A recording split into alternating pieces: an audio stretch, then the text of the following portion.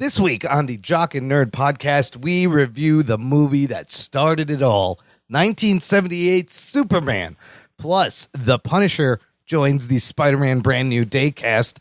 James Gunn has found his Clayface lead.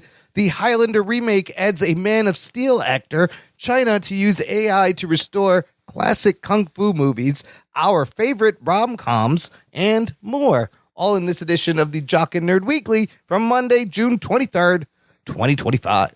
Hi, this is Gilbert Gottfried, and you're listening to the Jock and Nerd Podcast. Why? I don't know. Check one. All right, this is for all you fans out there. Let's give it up. Jockin', we nerdin'. We funny, disturbing. We jockin', we nerdin'. We spoiler alert. Oh yeah! Oh, what's up, listener? How's it going? Thank you for pressing play, and welcome to the Jock and Nerd Podcast, where we give you comic book and superhero TV and movie news, reviews, and whatever we choose. Jock and Nerd. My name is Imran. My name's Anthony. He's the Jock. He's a nerd. And joining us, the true last son of Krypton, it's Rug-L, or you can call him Rug Boy. That's all I got. Rugs, roll with it. Okay. I will bequeath my only son to this planet. You were the bastard son of Jor-El. Yes. That he didn't tell anybody about. Because, you know, but Marlon Brando was getting around back then. I bet there was a lot of different sons he sent out. Oh, you imagine know, like he just sent one to all these different planets. You know, Jor-El. And there's like there's tons of sons of Jor-Els just floating around the universe. And then one of them does a 23andMe and finds out that, holy shit, I'm related to all these other people. I'm Kryptonese. What? Yeah. Yeah. So, welcome, last son of Krypton. I don't know. Listen, we're going to talk about some Superman later. But first, fellas, I got some news. Let's do it. The Jock and Nerd Podcast. Okay, let's start with some MCU casting news. We talked about this rumor a couple weeks ago. Looks like it's coming true. Confirmed from the Hollywood Reporter. You know that website, Hollywood Reporter? He's good for messing up one word at each show. Yes. Yeah, I got it out of my, let's see. Okay, that's one. Let's see how many more. Keep track. If I get to 6, you guys have to drink. That's the game. I don't know. Every time. No. Hollywood Reporter. It's reporting. Jon Bernthal, Punisher, has joined Tom Holland in Spider-Man Brand New Day. Geek boner. That is, remember we talked about the rumor of Punisher and possibly the Hulk. It's possible that will be the next announcement.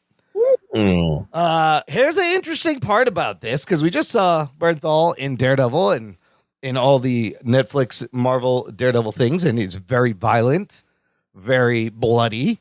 There was a non-negotiable Jon Bernthal had to return as Punisher when they were making Daredevil Born Again, and that was to maintain the character's violent R-rated feel. So I guess it's a little bit negotiable now, because this probably backed up the money truck. Sure, and it's a Spider-Man picture, so it's going to make a lot of money. But my question is this, fellas.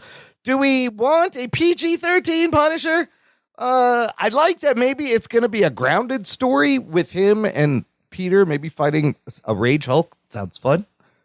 But I'm afraid they're going to water him down. Or can it be handled in a way where it doesn't water him down, a PG-13? Anthony. I was happy to see this. Yeah. I like Jon Bernthal as a Punisher. I like that they're seemingly making this a little more grounded. As far as your question in PG-13 Punisher, I mean, you know, plenty of comics have PG. The debut of Punisher was PG-13. Well, all the Spider-Man stuff with Punisher. I mean, not all of it. I can't say that for sure because I have not read every Spider-Man Punisher comic. A lot of it. When he crosses over with a lot of the main characters, it does get a PG-13. So it's possible. You don't need him blowing. You don't need to show the violence. You can just imply that he's killing everybody. Will they do that cover of Spider-Man 129 They have to. I mean, he's got They him. won't do it as crosshairs. they should do it as a poster or just like a quick cut. A slightly off tangent. Did you see that Pizza Little Caesars Fantastic Four commercial where they've recreated the first issue of Fantastic Four with Giganto, that monster coming out of the ground? Yeah. Did you guys see? Anthony, did I you didn't see see that, this? no. Oh, No. so I don't know if this was just made for the commercial or possibly the beginning of the movie, but I thought it was kind of neat. Like they did the cover exactly. He's not as green as in the cover, but they're doing that. So I could see them somehow doing a quick like homage to Amazing Spider-Man 129. Ruggs, can you do Jon Bernthal with Spider-Man and still make him cool? Possible. I think it's possible. It waters it down. It takes a little bit of the edge off, but I don't think they're going to be using him in the way you think they are. I think he's going to be helping to take the Hulk down. That's how I think. And if you can fire a chain machine gun at the Hulk and nothing happens, I don't think you're going to get an R rating. That's true. The bullets don't really do anything. They just bounce off of it. So yeah, it's possible. Like they're not going to show Punisher taking down a cartel and exploding heads, slicing throats and shit like they did. Yeah, I don't think that's what they're not going to really go there. They could probably. I mean, we've watched things on network television that were kind of dicey. I don't think they're gonna shy away from too much stuff. I mean, like you're not gonna have any heads exploding, but definitely people can get shot. You can push the PG-13ness also, even though a lot of kids you can stab someone. Yeah, PG-13. a lot of kids come to this movie though. They're gonna start shooting in England this summer. Still coming out July 31st, 2026, before the Avengers movies, because those moved when it was going to be between the Avengers movies. And I think it's funny that Punisher, not Matt Murdock, not Daredevil, even though Matt Murdock's appeared in the movie, gets the nod over the Daredevil. But if that's true, I think we're going to see the Hulk, and Sadie Sink is in it. I don't know who she's playing. Lots of guesses again of now Spider-Gwen or May Parker or I don't know. But Dustin Daniel Cretton is directing. So that's some exciting things for the Spider-Man 4. I saw another thing. It was exactly 10 years ago today, if Twitter is to be believed, that Tom Holland was announced as Spider-Man, and then we talked about it on the podcast in 2015. I kind of remember when that happened. It was exciting. Now he's done nothing really substantial except for Spider-Man in 10 years. Yeah. Which is, as you think of the other two guys, right? Toby, Andrew, they've both done stuff afterwards. That's like real movies. Yeah, he did Seabiscuit. Andrew Garfield has been nominated. He's done some Oscar-nominated performances. Right. Yeah. Tom Holland got Zendaya, though, so I guess that's a walk. I guess he makes it even. I don't know. Maybe I'd rather... Well, Garfield had Emma Stone. That's true. Would he trade... Toby's the only one that didn't date the girl, unless he. Well, she did. No, he did. I think him and Kristen Dunst. Did he? Yeah, but they broke up right away. I think. Yeah, all three. Wow. Yeah, all three of the pairs. Yeah, except Tom and Zendaya. But the longest. Don't forget that Maguire was part of the Pussy Posse. Oh, that's right, with DiCaprio. Yeah, that's right. Who did the guy from 1970 Spider-Man? Did he hook up with any of his cast members? I don't know if he had. Nicholas Hammond. He got around. He's probably with dudes, though. He was banging both the dudes and the women on set, probably, yes. Maybe he was swinging both ways like Spider-Man. It was the 70s. Yeah. You know. He had thick rope. He was like, I'm going to go take a long sauna. And I mean, he was literally... He used up all of his webbing. He's literally shooting rope out of his wrists. He's known to shoot ropes. So, Punisher and Spider-Man 4, very exciting. Listener, let us know how you feel. You like this, Geek Boner, Floppy Jock. Join this conversation. You can leave us a message on X or Instagram or join our Facebook group. It's called Jock and Nerd Nation. Jock and Nerd. It is a closed, exclusive group just for you. Get in there. Chop it up. Okay, let's move on to some DC casting news. They have found their Clayface. Remember, they're making this Clayface movie, a movie that was not announced in the 10 things in the Chapter 1 Gods and Monsters plan. James Gunn announced, and then out of nowhere, the script comes out, and James Gunn likes it. And the Clayface, the guy they picked is this guy named, where is it? His name is Robert Paulson. No, that's Fight Club. No. It's Welsh actor Tom Rhys-Harris will be taking the title role of Clayface, and he will be playing the Matt Hagen version of the villain. Ruggs, you should know this guy. He was in The Return. He was in The Gentleman, Guy Ritchie's movie version. He's also in Apple TV Suspicion and Kandahar. What's funny is he was not one of the 4 actors that were in the running that people were reporting. Matt Hagen was the second Clayface, who was an adventurer who turned into a monster after encountering a radioactive pool of protoplasm. And then in Batman the Animated Series, they changed that to an actor who used an anti-aging cream to look younger. Now, Right. I think there's a lot of interesting things he can do with this.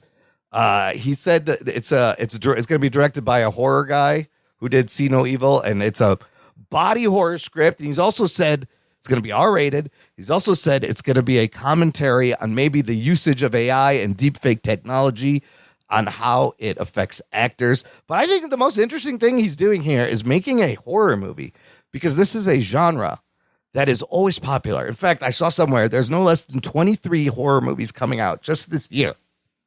And they're all, this is going to be low budget. They all mostly make their money back and make some profit. They're always popular. I'm surprised Marvel hasn't gone and done an R-rated horror movie based on one of their characters, but DC is going to beat them here. What do you think? Let's go back to you, Ruggs. Clayface, you may have seen this guy. Is this a good idea for this DCU? It's a weird choice. I mean, after we watched that Substance. Doom Patrol. Oh, Doom Patrol, yeah. Which was kind of horror in Swamp Thing that was leading horror. Yeah.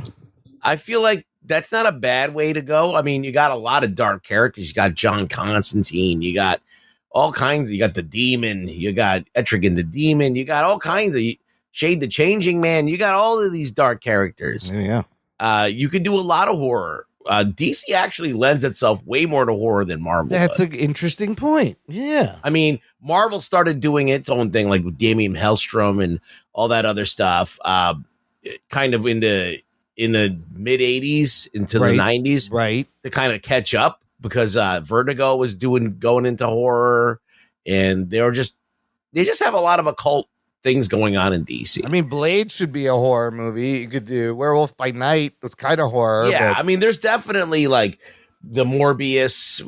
We already know, we've experienced the Morbius. yeah, they fucked all that up though. Jesus. Blade, we've had a successful few movies, but then Wesley Snipes kind of just checked out on that one. He was going through major tax troubles. Some motherfuckers are always trying to ice skate uphill. That's right. Some motherfuckers are always trying to ice skate uphill. But government's coming for you, Wesley. like, Yeah. but that's they tried to do it, Marvel, but they just didn't really. They kept on trying to stick too much to superhero and not leaning into the horror enough. Yeah.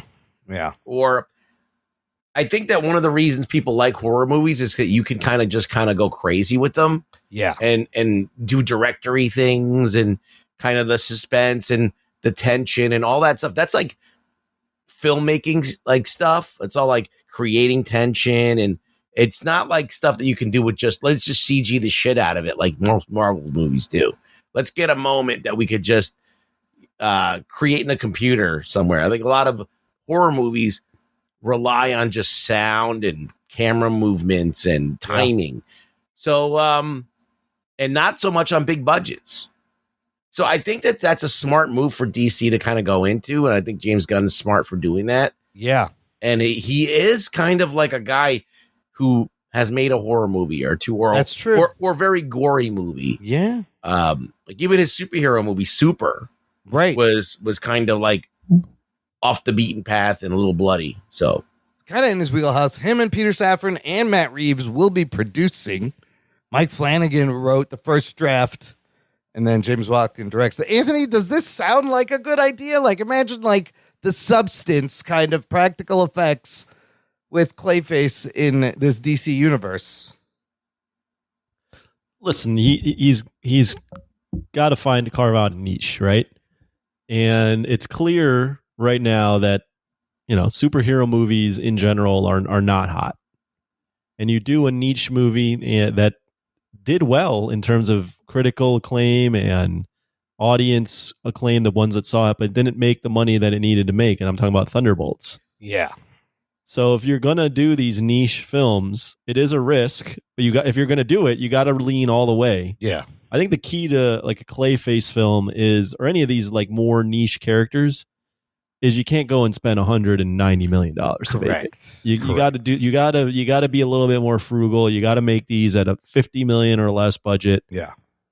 And if he can do that, which, you know, maybe he probably can, and he leans all the way into it, he can carve out a little niche here that hasn't been hit by Marvel. So I know, and they're missing. And if DC gives you this, I think he's thinking like $40-50 million budget, like you said, body horror movie. People love that shit. To your point about Thunderbolts, there's an interesting article from Variety, kind of stating the obvious that everybody's thinking, and that the time is done for Marvel to make these movies with these obscure characters.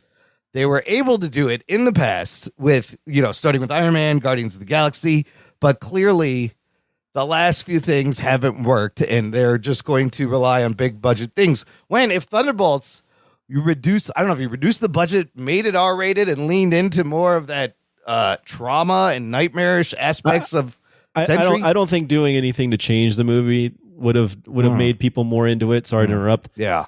I think it was more just a lot of the bad buzz leading into it, not from the movie, but just Marvel. Yeah. A clear lack of interest in comic book movies overall. And yes, a crew of characters that you had to do a ton of research to understand who these guys were. Like, none of these were big names other than Sebastian Stan as Bucky Barnes. I mean, the biggest name was Florence Pugh. Yeah. But you had to have been following Black Widow and seen her appearances in TV shows. Like, all these characters were side characters off of TV shows or movies that weren't huge. Yeah. Yeah, I think that they've made so many movies. You talk about 25 years worth of comic book movies, or maybe even more, like 20. Because X-Men was like the first big comic book movie. Sure. Spider-Man. Other than the original Superman, which we're going to talk about soon. Yeah. But we had Batman in 89, and then kind of like was inconsistent until this kind of constant barrage of comic book movies in the 2000s, early 2000s. Now it's been 25 years. Yeah. We've had multiple directors take it on, multiple people. In fact, then they started bringing teams of people, brothers, whatever. Yep. As many people as two co-directors. Yeah. Let's do it all. Let's hire people from the who television. directed an Oscar-winning film. Yeah. They've tried everything. Yeah. And we've seen it all. But I think that at the end of the day, the corporation always kind of crushes everybody under their weight. Yeah. And the Marvel Corporation kind of wore out its welcome, and people started to lose interest, and perhaps kind of resetting how they make these movies and what the point of these movies. Not everything has to be a tentpole.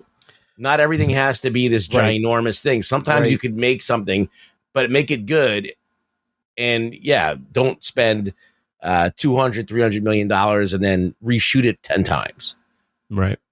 Yeah. Because of board meetings and fucking whatever. You know, if you have risky things, make some mid-budget films in between the big ones. But Jake Schreier, I'm pretty sure he's going to be directing X-Men. They just had put a December untitled film, 2028 December. That's probably X-Men. But in the meantime, the Superman movie is going to be huge for James Gunn. This Clayface, I think, is very interesting. And at Entertainment Weekly, they asked him why Clayface, why are you doing Clayface now? And it's a DC, it's in his DC universe. It's not Elseworlds. And they asked him why he brought in DCU now. And he goes, I think it was just we needed DCU content.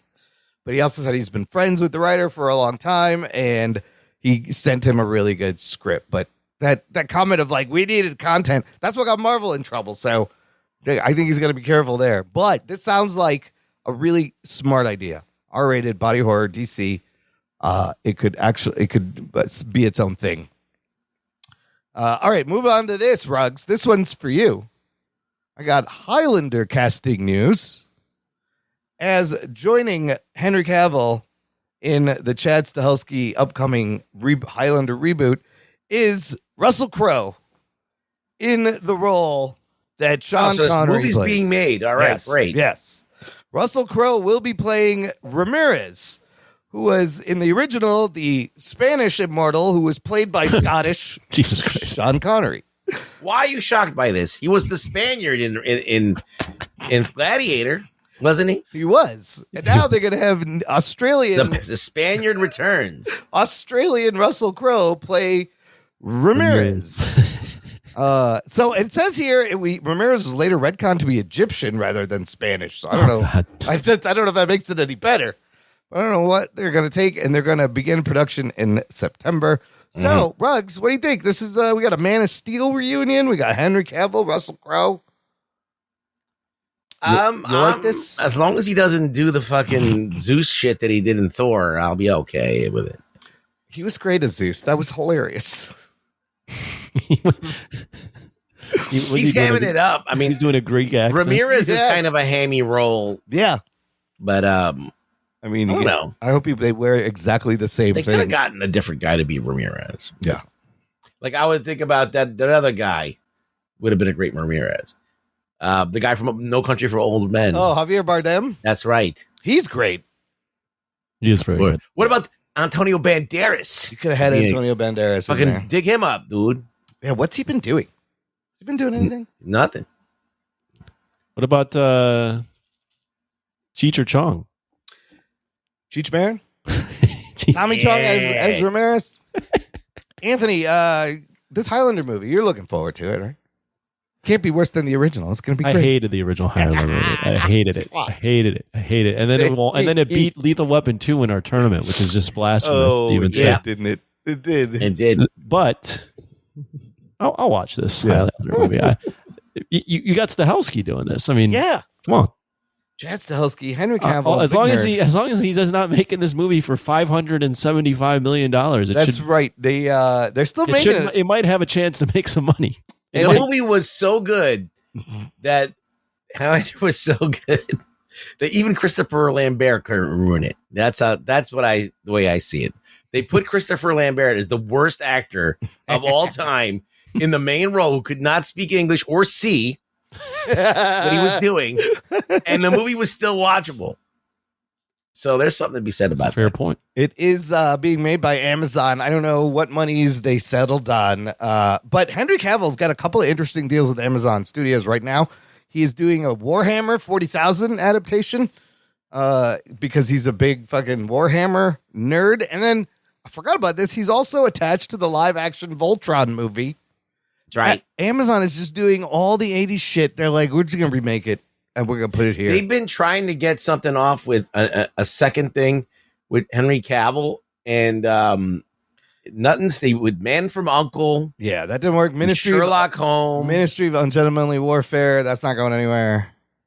He was The Witcher, which he was great in, but he left that. And he left, and you had a Hemsworth fill in. That's right. Because they kept on upstaging him with other actors, and he was like, fuck this. This is my show. He's Sherlock in the Enola Holmes. He's not the main, He's not the lead main in that those. either. So Argyle was horrible. So the guy, I think it will be Highlander. Argyle wasn't his fault, though. That movie was just hot. Was a hot mess. Yeah. Not good at all. I don't know why he had that flop top crop haircut. None of that made sense. It was dumb. It was dumb in the dumbest of ways. Shoulder pads. So we'll see if this movie gets made. I do want to see live action Voltron because it's Voltron, but I also want to see this Highlander. Okay. Everyone who makes Voltron should watch Pacific Rim and study that movie. Make it like that. And then give me a Thundercats movie once you're done with Voltron. That's what I want. Right. Let's move on to this. I got a couple of interesting AI stories regarding Hollywood. At this Chinese film festival, the Shanghai International Film Festival, they have announced something called the Kung Fu Movie Heritage Project, 100 Classics AI Revitalization Project. What they are planning to do is to use cutting-edge AI technology to restore and enhance iconic martial arts movies from people like Bruce Lee, Jackie Chan, Jet Li, and more. How many movies need to be restored? They're talking 100 films here. Such titles like Fist of Fury, Drunken Master, Once Upon a Time in China. Sounds like bullshit to me. They have a $13 million budget for this project. Not only that, they're going to take the AI a step further. They're going to use it to generate some remakes. Notably, John Woo's A Better Tomorrow is going to be reimagined as A Better Tomorrow Cyber Frontier, a cyberpunk-themed animated feature created entirely through generative AI. It will be the world's first full-length animated movie produced exclusively with this AI is a bad idea. technology. Why, China? Why would you do this? Why are you doing this to us? So look, there's two things here, though, right? There's a good and a bad thing. The good thing is if they're using AI to enhance and restore and clean up these movies. Like, what's to enhance? You can just clean up the grain and the sound, and something that would have took a really long time will take not as long. Well, like to make like a 4K version or something? Yeah, just improve the colors, sharpen the picture a little bit. What if they make the mouths match the dubbing now? Well, then that's the next step. They're already doing that, and that technology is out there. But it's a way to archive and keep these movies for future generations. Anthony, comment: is this the death of entertainment and cinema and creativity, or is this kind of a good use of AI to restore and enhance and archive these movies? I have no idea. I'm going to be honest with you. I have no idea what that means, enhancing the movies or restoring them. I'd guess AI AI definitely can clean shit up. I guess we'd have to just wait and see. I have no idea what that really means. I mean, because traditionally, I believe you literally go frame by frame and you clean up any hairs or grain or enhance the thing or paint things back in. It is a long and tedious project. So, one of the things that AI does for everybody is shorten work time and process time. Mm-hmm. Sometimes I have this conflicting thought when it comes to AI in movies and whatever. Yeah. Like, there's a lot of bad CG, bad effects that don't quite work. And you could go, let me AI this shit so it looks good now. And so now you don't have to deal with it, like the Scorpion King, for example. Oh God, yeah. We could redo it and now it looks good, and now the movie's not doesn't look as bad and it can be saved. Is that something we should be doing, retroactively fixing these movies? Yeah, I don't know. Should we be colorizing black and white movies? Should we be doing? I mean, they've been doing it for a while, colorizing movies, but. I mean, there literally is like Pandora's box. Anything can happen. So that reminded me, this follow-up story, it reminded me of an article I read about Lionsgate. And we discussed this last year, that they did a deal with Runway, with AI startup Runway, to help augment their work. They were going to give them access to all their work. It was the first deal with a Hollywood studio and AI. So Lionsgate is saying things like, and I don't know if I like this at all, but they're like, look, we could take like a John Wick, right? And now we could say, make an anime version. Now we could say, make a PG-13 version. And it can spit all these different versions of all their IP out. That I'm not sure where that's leading, but they're looking at doing these different versions and reselling them. And it's just a slippery slope. When another use of AI is if you have a shot with like a lot of extras, say there's 10,000 people, you need to concept this out or sell it, you can create this shot with AI for a lot less money than you could traditionally. So there's benefits, but like there's going to be no holding back. John Oliver just this week did a whole segment on AI slop, which are all the vlogs and the crazy AI videos that we see every day, and how it's bad, and people are thinking it's real, and the fake, and it's just the whole industry is so fucking fascinating to me right now, and Hollywood's got to figure out how to use it. Otherwise, they can't do anything. It's like the toothpaste out of the tube now. You can't put it back in. It's bad. Yeah, we're going to see a whole bunch of crazy shit, but it saves a lot of money and time, which is what they like. Like, they're going to have to crack down it on the national level. Like, there's going to have to be laws made about this, unfortunately. And it's not going to be anybody who does is going to find a lot of opposition, because a lot of people are going to stand to lose money if someone puts restrictions on it. So you could see it's going to be someone who has balls that's not afraid to get flack has to come along and make some laws about this shit, unfortunately. I mean, when it gets so good to the point where you won't even notice, then they're just going to shove it in everywhere. You want to know something? We're talking about making things PG-13 and whatever. Yeah. You ever wonder why on any streaming services you can't filter through rating? Oh, what do you mean? Like, just show me R-rated movies. Yeah, show me a G. Oh. All the G movies. Oh my god, that's a good point. Why haven't they done that? Why don't they do that? It's fucking stupid that no one's done that yet. Show me triple X-rated movies. All right, all you streamers, That's fucking do it. All right, that's a good point. They let you filter through so many other things, but not like, I mean, once you can make like different PG rated versions, different ratings of a movie, and just resell it, like, fucking game's over. Get ready. Okay, one last news story that involves two things that Anthony likes. So I think you'll have a response to this, Anthony. Yes. Alamo Drafthouse. I like that. Working on a multi-year alliance with Toho. I like that. That will bring with it new merch and special Godzilla programming, and it's already started. They've opened up a new Drafthouse theater in California that is now the world's first fully Godzilla-themed cinema. Here. Whoa. So from IO9, let me just read a little bit of the details. They have details first. This partnership, it's called Alamo Drafthouse Valley Fair at Westfield Valley Fair in Santa Clara, California. The new theater, one of two new draft houses opening in Silicon Valley this summer, features a 2-story window projection of Godzilla at the front of the theater, welcoming customers into a theater decked out with Godzilla theming.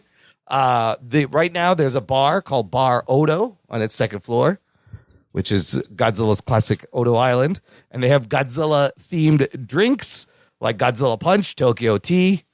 And in the future, there'll be a display area, including 2 massive statues of the heads of Godzilla, Mechagodzilla. And they're going to be running special screenings throughout July. Destroy All Monsters, Godzilla vs. Hedorah, Mothra. And they also will have new merch that you can pre-order, t-shirts and mugs designed by poster artist Tom Whalen. And it'll be an Alamo kaiju themed merch line. And then they will expand later this year when they celebrate Godzilla's 71st birthday in November. But the Alamo Drafthouse is getting all in on Godzilla. Anthony, would you fly out to California to check this out? It's open now. I mean, maybe not just for that, but if I was in the area, I'd check it out. I got an email from Alamo, so I was aware of this. I didn't know that they were doing a themed theater. But do you remember, Imran, what the theme of the theater was when you went to Wrigleyville? They do a themed movie theater. What is every theater they have is themed? You didn't see it. I think I missed touring you to the front of the theater. Or the front of the. That wasn't. What is the theme? So they do. The theme in Chicago is the Ferris Bueller's Day Off. So if you walk in from the main entrance, they have the car from Ferris Bueller's Day Off like hanging out of the wall. Oh, fuck. How did I miss this? I came in through the garage. That's why. Yeah, you came in through the garage. That's right. So each Alamo has its own themed a theme after a movie. So this one's just going to be a Godzilla themed theater. But this is cool. I got the email. I saw that they're going to do some Godzilla movies later this year. Yeah, I'm in. I'll watch them. I've only seen outside of the American ones, I've only seen 2 Godzilla movies in the theater. In the theater, I've only seen Godzilla 2000 and -1. Other than again the American ones. I mean, I think I'm down to see some old Did I see Shin Godzilla movies. Godzilla? No, that was in. I saw Shin on TV. Godzilla on a plane. Oh, I That was the saw first time I ever saw it. Shin Godzilla in the theater. yeah. I saw -1 in the theater. Godzilla 1985 in the theater. Whoa. I saw 2000 in the theater. Did I say that already? And I saw Not yet. Godzilla versus Mechagodzilla, the Heisei version in the theater. Oh wow, they showed that in the theater. And that was bonkers. That was amazing. It would be fun to go to the Alamo to see a Godzilla movie. Like, I would absolutely do that. That sounds like, and then a themed Godzilla Alamo. That's great. Geek boner. They need to open one in the suburbs that's closer to me. It's fine. Yeah, you can. Unfortunately, it's a little bit of a hike for you. It's not that bad, and I've been thinking about it. I kind of want to go back. I'll have to ask you to let me know what their schedule is. Do you? Yeah, it's fun. They have a drink called penicillin. It's kind of funny. You can look at it. I'm there. I'm going to be there every week. And you were there this week. We'll find out about that later. No, this is fun. I love when they theme things. Like Alamo is it's toy. It's toy, as no kids say. No, they don't say that. Anyways, that's it for now for the news, you guys. Let's take a quick break here. Are we going to play some promos? We're going to play some promos and come back and talk about quite possibly the most important superhero movie of all time. Right after this. After these messages, we'll be right back. What's up? This is Brian, and I'm the host of Citizens of Pawnee, a Parks and Recreation podcast. That's right, a podcast dedicated to my favorite TV show, Parks and Rec. Every week I discuss my favorite things about the show, which include character breakdowns, episode rewatches, and other random facts and tidbits about the show. You can find me on Instagram at Citizens of Pawnee Podcast and listen wherever you get your podcast now. You will literally love it. Attention podcast listeners and YouTube watchers. I'm Logan, the host of Mostly Superheroes, a weekly pursuit for the world's best stories with an emphasis on live-action superhero stuff. Every week, join me, PC Mike, The Giggler, Scotty Scoop, and Carrie as we talk MCU, DCU, books, TV, movies, and more. MostlySuperheroes.com is where you want to be. Watch us on YouTube, listen where you get your podcast, and we'll see you Sunday on Patreon. Enjoy the rest of the show. Jock and Nerd. Listener, if you enjoy the show, this is a fantastic time to join our Patreon fan club. Visit jockandnerd.com/Patreon. Jock and Nerd. And you can give back on a monthly or annual basis. You get things. You get access to an exclusive podcast feed where the shows come out a little bit early. There is bonus material, bonus content, little mini movie reviews every week. Anthony sent some in this week. Anthony's been putting up numbers this week. We'll get to those. And what are we watching? And you can join us for our monthly Discord hangouts. We just had one last week. It was lots of fun. It's always a good time to just shoot the shit and vent and talk about stupid things and make jokes. That's what we do. And there's other fun stuff on the Patreon. We appreciate all the continued support. Join now, jockandnerd.com/Patreon. All right, fellas, let's get to this week's review. It's the OG 1978 Superman. Here's spoilers for a 47-year-old movie. Strap yourselves in, you fucks. Spoiler time. And why are we taking a look at this movie now? Well, got James Gunn Superman coming up. It's very important for Warner Brothers, for DC Studios. And I think it's a good time. We have something to compare with arguably, possibly the most important movie for the genre we talk about, which is comic book and superhero films. This is the one that set the template. At the what? Set the template, the tone. I thought you said this one is at the temple. It is. It's also at the temple of which I worship. All hail. We also did a What the Fuck Happened Superman Quest for Peace. So that's on it's kind of crazy. We've been doing these before big movies. We've been going back, especially any sequels or reboots or anything. We've been going back and doing the OG. But we've done 594 episodes Or this is the 594th episode. Yep. It's kind of crazy. A movie podcast about superheroes, and we never did the original. Never did the original Superman. And I see a lot of podcasts are kind of doing the same thing, but some people are doing Superman Returns, which makes sense also. But no. We've never talked about this. You got to talk about OG 78 Superman. Of course, the first of 4 movies this spawns on the Rotten Tomatoes. The movie is at 93% tomato meter, 86% popcorn meter. This movie was made for $55 million, which in 1977 was the most expensive film made up until that point. It does finish the worldwide box office with $300 million. It was the second highest grossing movie that year. Anthony, what are some of those 1978 movies we got? Oh, shit. I wasn't even ready. Give me 1 second. 1 second there, bub. Let me type in the old Google machine, and we'll go with in-year releases. So, 1978. You want to know the top 10? Yes. Number 1, Grease. Oh, Grease was the number 1. You're the one that I want. Number 2, Superman. Nice. Number 3, National Lampoon's Animal House. Oh, man. These are the only 3 films that made over $100 million that year. Oh, that's crazy. All right, here's the other ones, and I'm some of these I'm not familiar with, so I'm going to be curious if you guys have heard of these. Number 4, Every Which Way But Loose. Oh yeah, it's Clint Eastwood. Oh, that's Clint Eastwood. Okay. 5, Heaven Can Wait. That's what's his name? I have no idea. Angel. It's about an angel. Yeah. Okay. 6, Hooper. Never heard of it. I don't know what that is either. Yeah. Number 7, Jaws 2. Jaws 2. Jaws is its 50th anniversary this year too. So yeah, this came out a few years. Okay. Number 8, Revenge of the Pink Panther. I kind of like some of these Pink Panther movies. Number 9, The Deer Hunter. Yes, we reviewed. We reviewed this one. And 10, we also reviewed this. Halloween. That's crazy. This is the 3rd movie from 1978 that we have reviewed. Yeah, it's kind of crazy. But yeah, 70s. We talked, I think in the past, we were talking about like 70s movies and how they're kind of gritty and dirty and dangerous. And this movie comes and is kind of the opposite.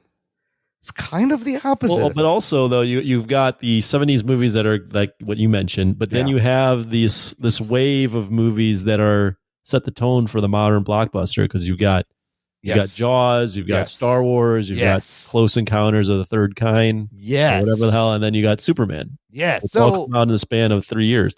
This is kind of the start of like a sci-fi push with Star Wars, Close Encounters, and Superman.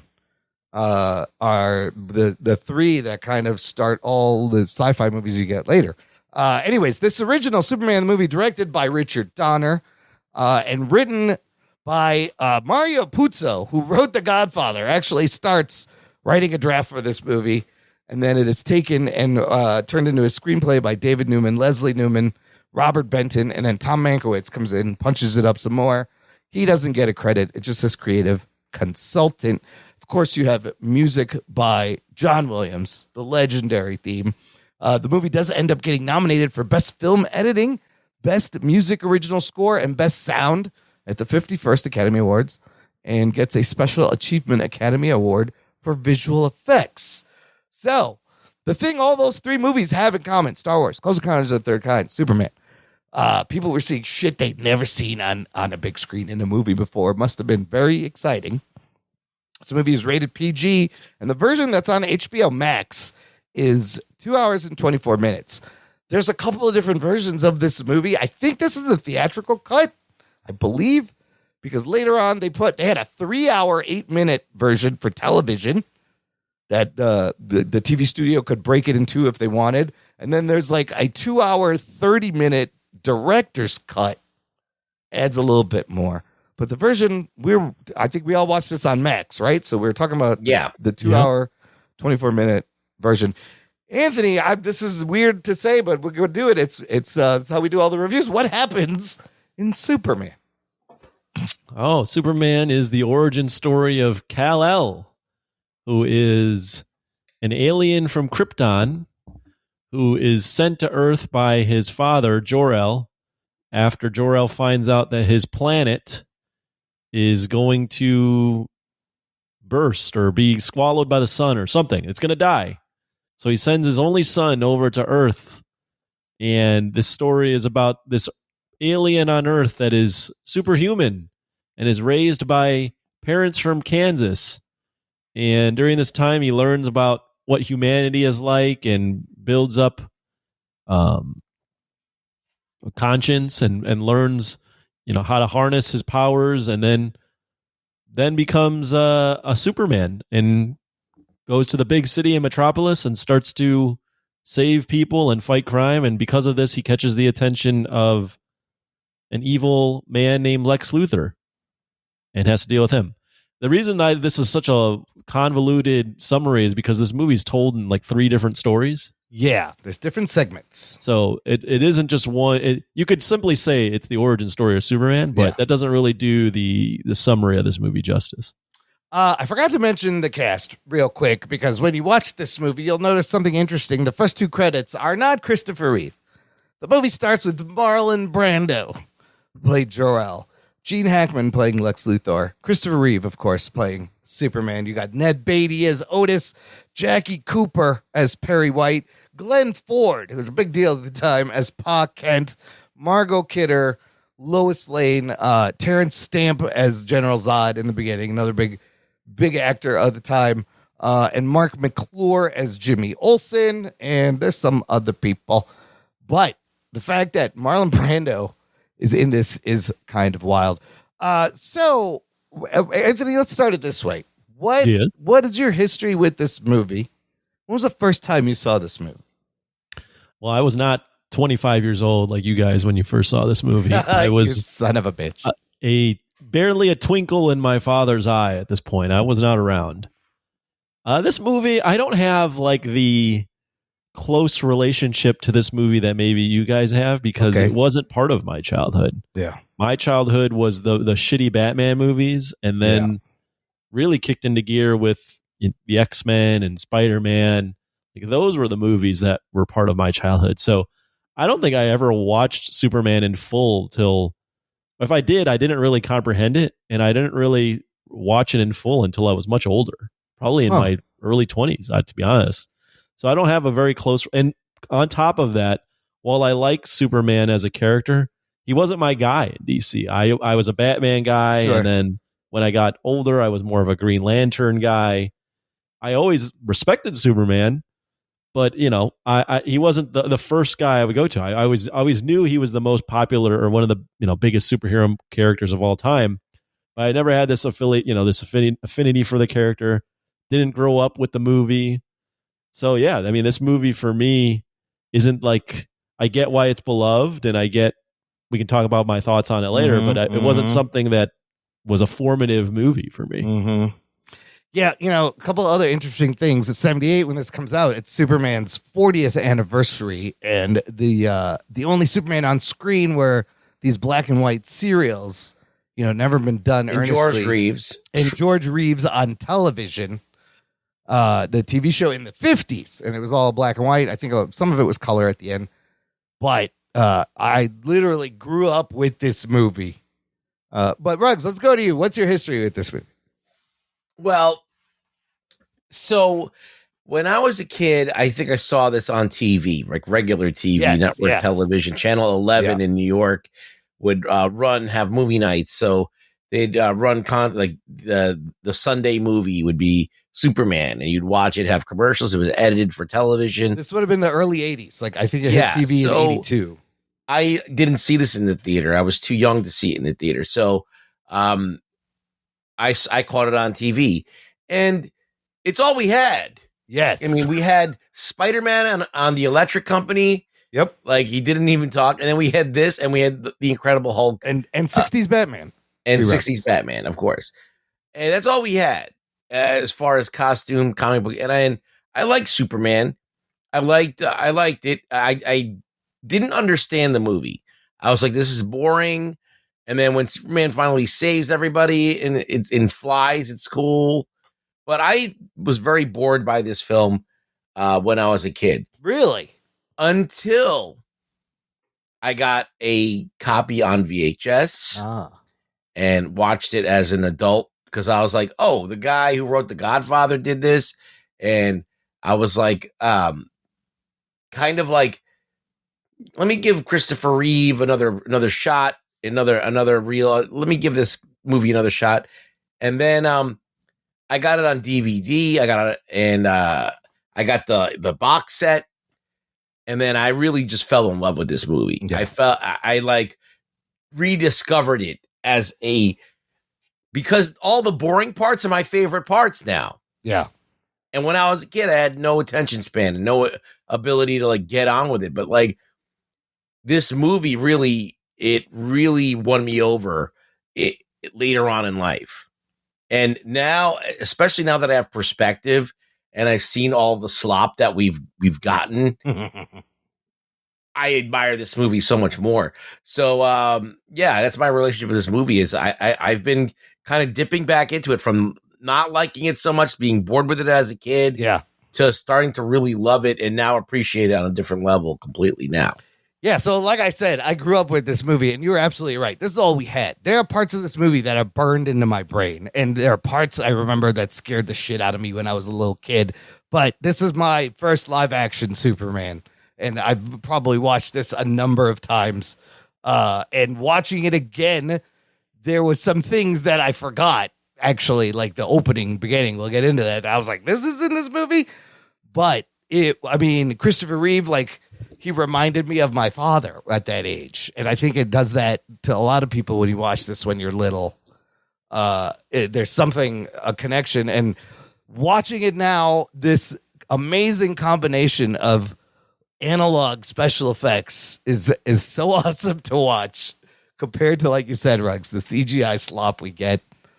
I mean, you're talking matte paintings and miniatures and models and green screen and wires and using optical printers, and the graininess of the film is great, and it's trippy as fuck. So, Anthony, let's start with you. Well, how did you feel watching this whole thing now, given your history? Yeah, I mean, I've seen it a couple times, and I agree with Ruggs. I think as a kid, this is a very boring movie for the most part, because it's just a lot of talking. He doesn't fight anybody, really. You know, you see him fly around, but that's about it. But he's got dad jokes, which I always remembered the jokes. They're so bad, but I thought they were hilarious when I was a kid. I hated Lex Luthor. I hated we'll get to that. Yes. All those guys. So yeah, I've seen this a few times. I'll say I like the movie. I think it's crazy to me that movie, they nailed it as well as they did. Now, do they nail everything? No. And the movie is dated, and it is, you can see the effects are not awesome.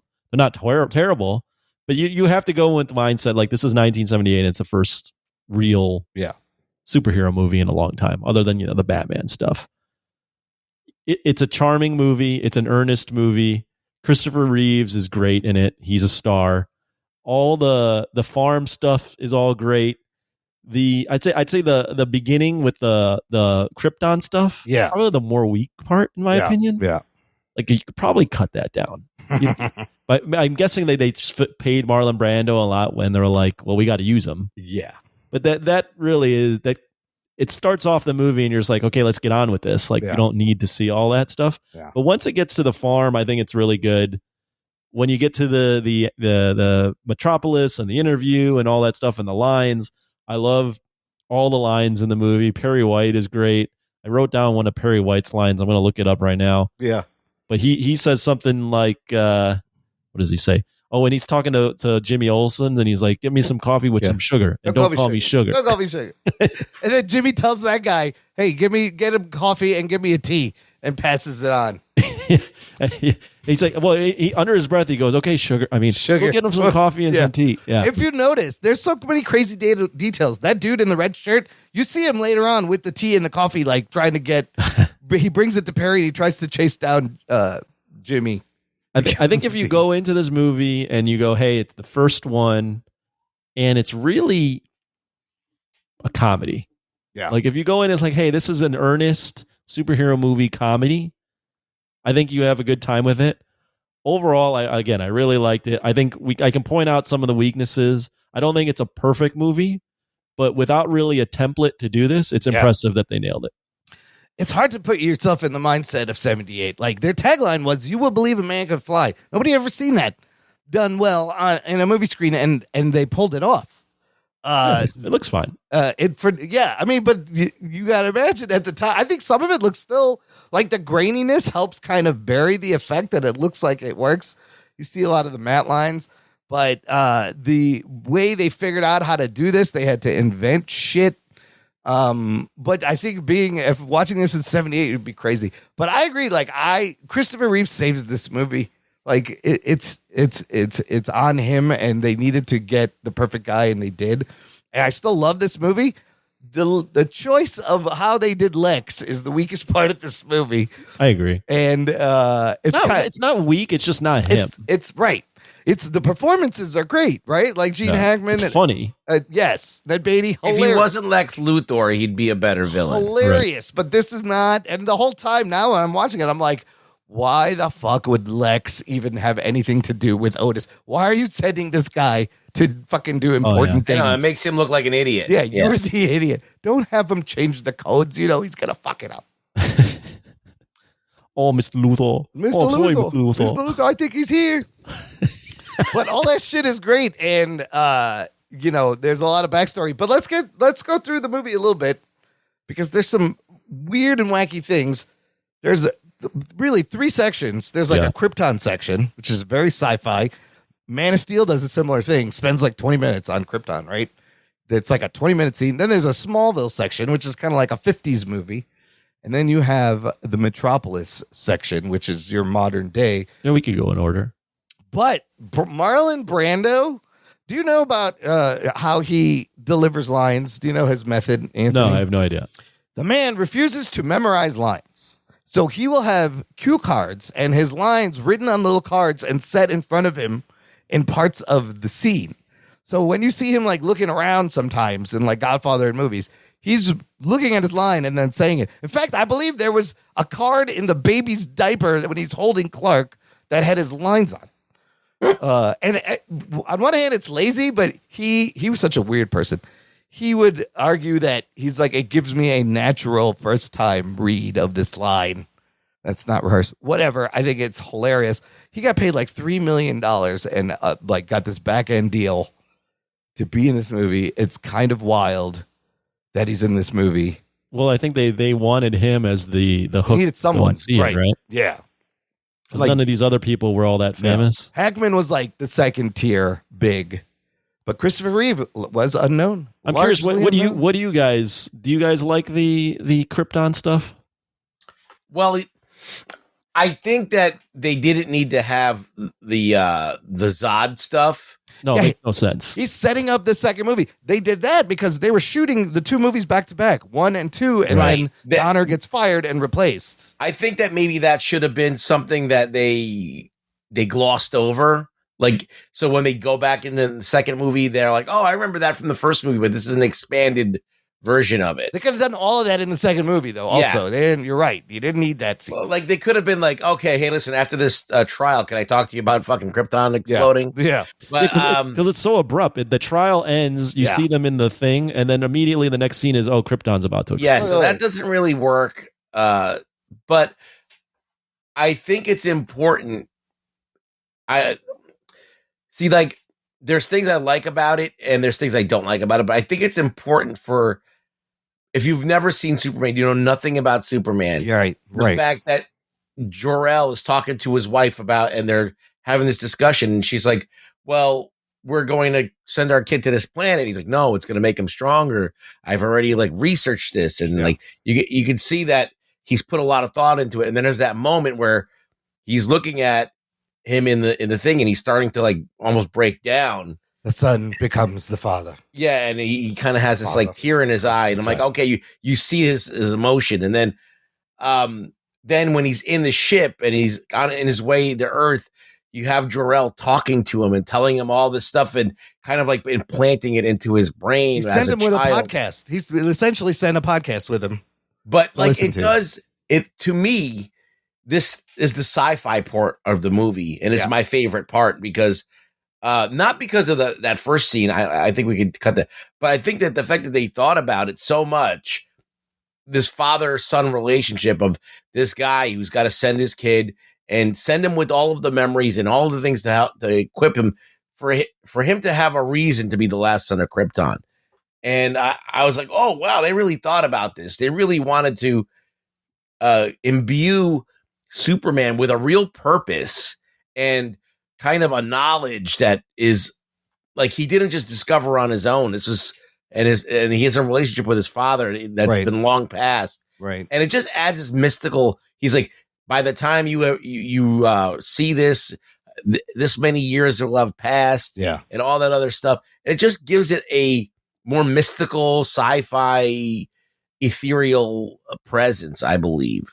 I mean, I think it's important too for the explanation and the way the next part, they take their time setting up this world and world building and getting you into what's happening. Like, I just take out the 3 Zod and Nan and Ursa thing. I would have started the movie and immediately you just see them and then you have him talking about how the planet's going to explode. Yeah, that's where it should start. By the way, the very beginning with the black and white curtains and the comic book, the Action Comics, and the kid reading the thing, I did not remember that. That's how the movie always started. I had no recollection of that. From my DVDs, that's how it started. Yeah. Really? I don't remember that starting like that Holy either. shit, I did not remember that at all, but I kind of liked it as kind of an intro to get you into it. So yeah, you get the trippy shit. You get him coming to the planet and the Christ comparisons. There's a lot of Christ things in this movie. Very overt. Start right away with he's in a star, and then you get to Smallville, and I always remember this part as a kid just because of, first of all, the kid pops out, and when he picks up it's great. The fucking truck is so great. What a great way to establish how special this child is. I love all the Smallville stuff. I really like. And a PG movie, and you see a little child penis in it too. You notice that? I thought that was interesting. Yeah, I did notice. I was like, you saw his penis? He was a little baby there. I wasn't looking. So, and she says, we prayed for a child. The Kents could not have a child. Another fucking Christ comparison. And it's a wonderful moment. And then when he's a teenager, this whole bit with this guy, his name is Jeff East, I think, who plays young Clark Kent. They put like makeup and prosthetics on him to make him look like Christopher Reeve. And then Christopher Reeve redubbed all the lines with his voice. Yes. Oh, I had no idea. I did not know that either.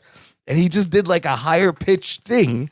And I don't think Jeff East knew that was going to happen. And he was a little upset, but I had no idea. Yeah. So that's Chris Reeve's voice. And the whole bit of him, that he's the ball boy or the towel boy. And he's getting left out of things.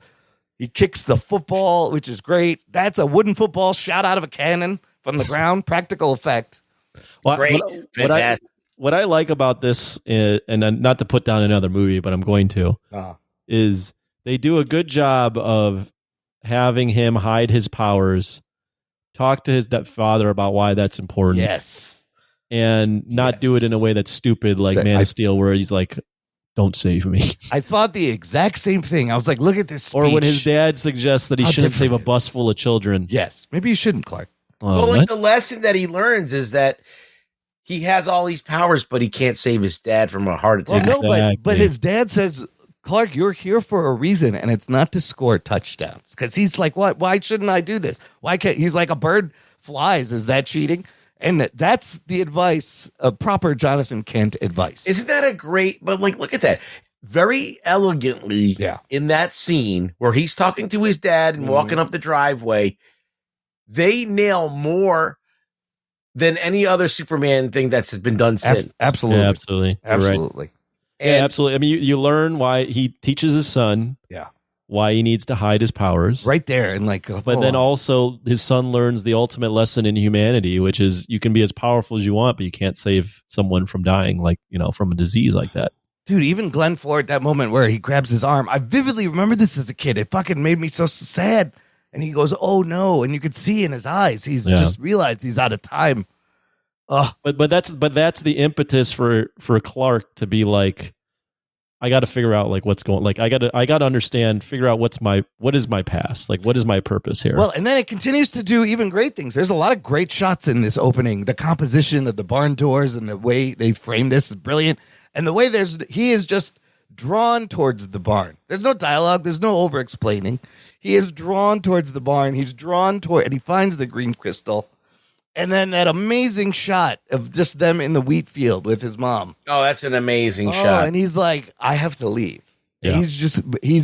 Maybe it's and she's like, I knew this moment would come. Yeah, she knew it was coming. That's like a fucking painting, that shot. Yeah, it's really nice. So beautiful. And maybe it's Jor-El in his ear, but then for some reason he walks to the fucking Arctic that I thought was interesting. I was like, wait, you walked to the fucking North Pole? Probably ran a little bit too. Oh, he's Superman. I think there was. I'm not saying that you see this in the movie, but I think there was something in the ship that, like, when he became 18, would pull him towards that. Okay, it activated because the ship. Jor-El goes into this whole thing about like it's been this amount of years and blah blah blah. Right. And like, how else would he have recorded that and known at the exact right time to like play that? I feel like he did mention on your 18th year or something. Right. Yes. Something will happen. Wait, I love him running past the train and the little girl sees him and he jumps across the train. I always thought that was the fucking coolest thing when I was a kid. I was like, and then when they're like, how'd you get here? And he just goes, I ran. They're like, see, I told you he was a weirdo. So there's a deleted scene. Apparently that little girl on the train, it's Lois Lane. See, that wouldn't have been. That would have been too much. There's a deleted scene where she tells her parents, she's like, "Mom, I saw a guy running as fast as the train." Fun Easter egg there. Her parents are played by actors who played Lois and Clark in the serial in the 40s in the Superman. They cut that out because Lois is clearly the same age as yeah, right. She was like a kid in that train, and he was 18. Yeah. Oh, that's a good point. He'd be 10 years older than her. Right. Yeah. So then he just feels like I got to throw this green thing. I don't know what he thinks what was going to happen. He's like, I can just imagine him standing there. He's like, I'm just going to chuck it. I don't know. And the Fortress of Solitude appears. I feel like when he was in the ship and he was being like kind of brainwashed. It was all in his head. It's all conditioning. It's just all, he doesn't know what it is, but he's got it embedded in him. So. Yeah, I agree. There's something about the ship that draws him to do the things he's doing. But I like that they don't have to over-explain it, right? It just kind of happens, wordlessly. It's great, but you get it. And then Anthony, I remember you asking the Fortress of Solitude because we've seen in the new one it comes out of the ground. This one comes out of the ground. Apparently, that's not from the comics, but this was such a great design and idea. The comics adapted this look of the Fortress of Solitude, so it's always been like these. Yeah, sometimes shards. When something's really iconic, that's different. Like you got to hand it to whoever was the production designer. Yeah. Because like it's very different looking. Like who would have thought that Krypton would be this ice planet, but it's hot? Right. It makes no sense. Right. And it's like the way that the light it works. It's like this kind of like almost like a black light. Reflective. Everything's reflective. And then this whole idea of this like crystal palace that kind of rises from the ocean. And they kind of ruin it in the Superman Returns because they do this to death in that movie. But it is like this kind of like this thing that happens almost like a nuclear reaction or some kind of a chemical reaction where this like nanotechnology or something. The crystals, the crystals hold knowledge and data. It's cool. You slide it in, and then we get this crazy scene, and I love Marlon Brando when he shows up. I just love him going, "My son, you do not know who I am." Like, this guy just had to sit there and read these lines and probably fucked up anyways. And there's no movement. But and he takes him on this trip that takes 12 years. And it gives him all this knowledge. And now Clark is very smart. I kind of forgot about that because I was like, I couldn't remember how they transitioned from young Christopher Reeve to Clark Kent. Yeah, like he goes to the school of Jor-El. He learns all about the entire universe. Wasn't his mom not worried? just... He learned about Krypton. He learned about everything, every planet, every universe, the history of everything. I was wondering what his mom was worried. Clark, I haven't seen you in 12 years. What the fuck? You can't call? Jesus. So then when he comes back, he is Christopher Reeve, and he is in the Superman suit. and he takes his first flight right towards the camera. And I think it still looks great. In a lot of the behind the scenes things from Superman, they mentioned that Chris Reeve used to be a glider pilot, and the tests they were doing weren't looking good until they got Chris in there, and he banks his body like a plane and just gets it. And it's the fucking, I would love to be in the theater the first time that fucking shot came out, because I still think it looks great. Yeah. I mean, it's iconic. Anthony, we also learned the S is the crest of the House of L. It doesn't mean hope. That was a lie. You can't trust Zack Snyder. You know that. Also, they don't do the thing where like his mom makes the costume. He just gets it. Any other things about Smallville section, Anthony? I think he makes it in there. He makes it in the Fortress of Solitude. Does he make it himself? There's like a microwave that he just presses. He uses that blanket. Well, he had the blanket in the thing with him. But you think about it, the whole fucking building is made out of crystals. The crystals can do anything. They can just print out whatever they want. Yeah.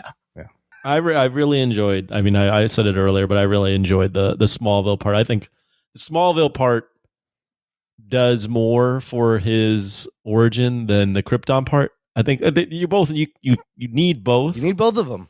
But the Smallville stuff, I mean, that's where he gets his heart. Like that's the parents, even though we only see them for a little bit. Yeah. You get why he becomes the man he's become because of his parents. I mean, by the time you see him in the suit, you feel like you know him. You know so much about him. Right. It's really well built. And then we get to Metropolis. And now you got to introduce Clark Kent. Yes. And we start with a bustling newsroom. There was a lot of newsroom movies in the 70s. You had Network. You had another one with Dustin Hoffman. And they kind of staged this news, the Daily Planet, just like that. And this wonderfully bumbling Clark Kent performance from Chris Reeve is so great. And right away, you fall in love with this Clark, because he's doing it so well. The little gestures, the movements, the pitch of his voice, the spraying of the water bottle on him, all the stupid shit. So he's doing this all intentionally to cover for who he is, right? He's got to be like an actor almost. Right. At some point, he figures out this is the way to do it. And honestly, the way that does it, like, I wouldn't have bought that he was Superman either, even though he's just wearing glasses. He does it so well. Jeez, you are fucking gullible. You would have looked at that guy and then looked at Superman and not known. Nah, come on. Even Lois Lane couldn't figure it out until the second movie. She almost figured it out at the end of this one. The chemistry between him and Margot Kidder, fantastic. The banter between all of them, the banter between him and Margot as Lois Lane while he's Clark, and then when he's Superman, it's great on both ends, because you can clearly the negative chemistry he has with her when he's Clark, but then the great chemistry he has with her as Superman. It's well done. He's so good. I mean, I can't think of a better person for this role. Again, scenes that I remember burned in my head. That whole alley robbery scene, I remember that. Him catching the bullet and pretending to faint. And then he kind of and then he tells her exactly what's in her purse. So he gives like a hint of his x-ray vision. I love that. It's so good. Just those little moments are great. He's being playful. He's like fucking around for fun. This is the way he's entertaining himself. He's kind of gaslighting Lois too. We'll get into that a little bit later. I was like, he's kind of gaslighting her a little bit, but he has to. So one of the scenes that scared me when I was a kid was this Otis in the subway scene where he gets in the door and Lex lets him in, and then the cop follows him, and Lex pushes the fucking cop. This is a PG movie. This dude gets thrown in front of a train, and they don't show it. But holy shit, they pick up the hat and they're yes. And so when you're like 10 years old, you see that and you're like, oh my God, that guy just got crushed by the fucking train. I was like, that's dark for a PG movie. It's dark. And then an hour into the movie, you were introduced to Gene Hackman's Lex Luthor. Here's some fun behind the scenes stuff. He did not want to shave his head, which is why he has hair. Wearing wigs. And then he's wearing wigs. Was kind of a consideration he did at the end for that last shot. Well, let's pause here instead of going in. And I know you want to narrate the rest of the movie, but we should stop here and talk about Lex a little bit. Yes. So Rug Boy already mentioned that this isn't obviously Lex Luthor, and you mentioned him, Ryan, it's the weakest part. I would agree that I don't know if this is the weakest part, but it is. I do knock this movie down a peg because of the fact that while I find him very, very, very entertaining, don't get me wrong. Yeah. The character makes no sense and the character makes no sense and is not at all loyal to the comics. No. Miss Tessmacher! I mean, it's funny as fuck. It's don't get me funny wrong. as The fuck. whole Miss Tessmacher and having Otis around and like the dynamic all three of them have and the way she talks to him. Like there's all these bits where I'm laughing at. He's definitely doesn't feel like a threat to Superman. Lex has got a couple of good lines where he goes to Otis. He's like, you know why the number 200 is so important to us? It's your weight and my IQ. That's why it's just this fucking dig on Otis. I love when he's hanging from the bookshelf and he's like, N for nincompoop, Nimrod, Neanderthal. It's just so silly. It's so goofy. But he has a plan that causes a lot of damage. And he manages to hijack some missiles. But I don't know. They thought the movie needed the comedy punch up. This was the even the music changes to that fun, bouncy kind of comedic score. A trumpet, yeah. Whenever they show up. So when I watched it this time, I was like, why the fuck would you involve Otis in any? What are you doing? Well, even Miss Tessmacher. I mean, what? And she helps him escape. She wasn't completely loyal. What is she doing? I mean, I think I forget the exact quote before, but I wrote down where he's like talking to her about the universe and all this stuff and gum. Yeah. Yes. And then she goes, what does chewing gum have to do with the secrets of the universe? Yes. Lex, my mom lives in Hackensack.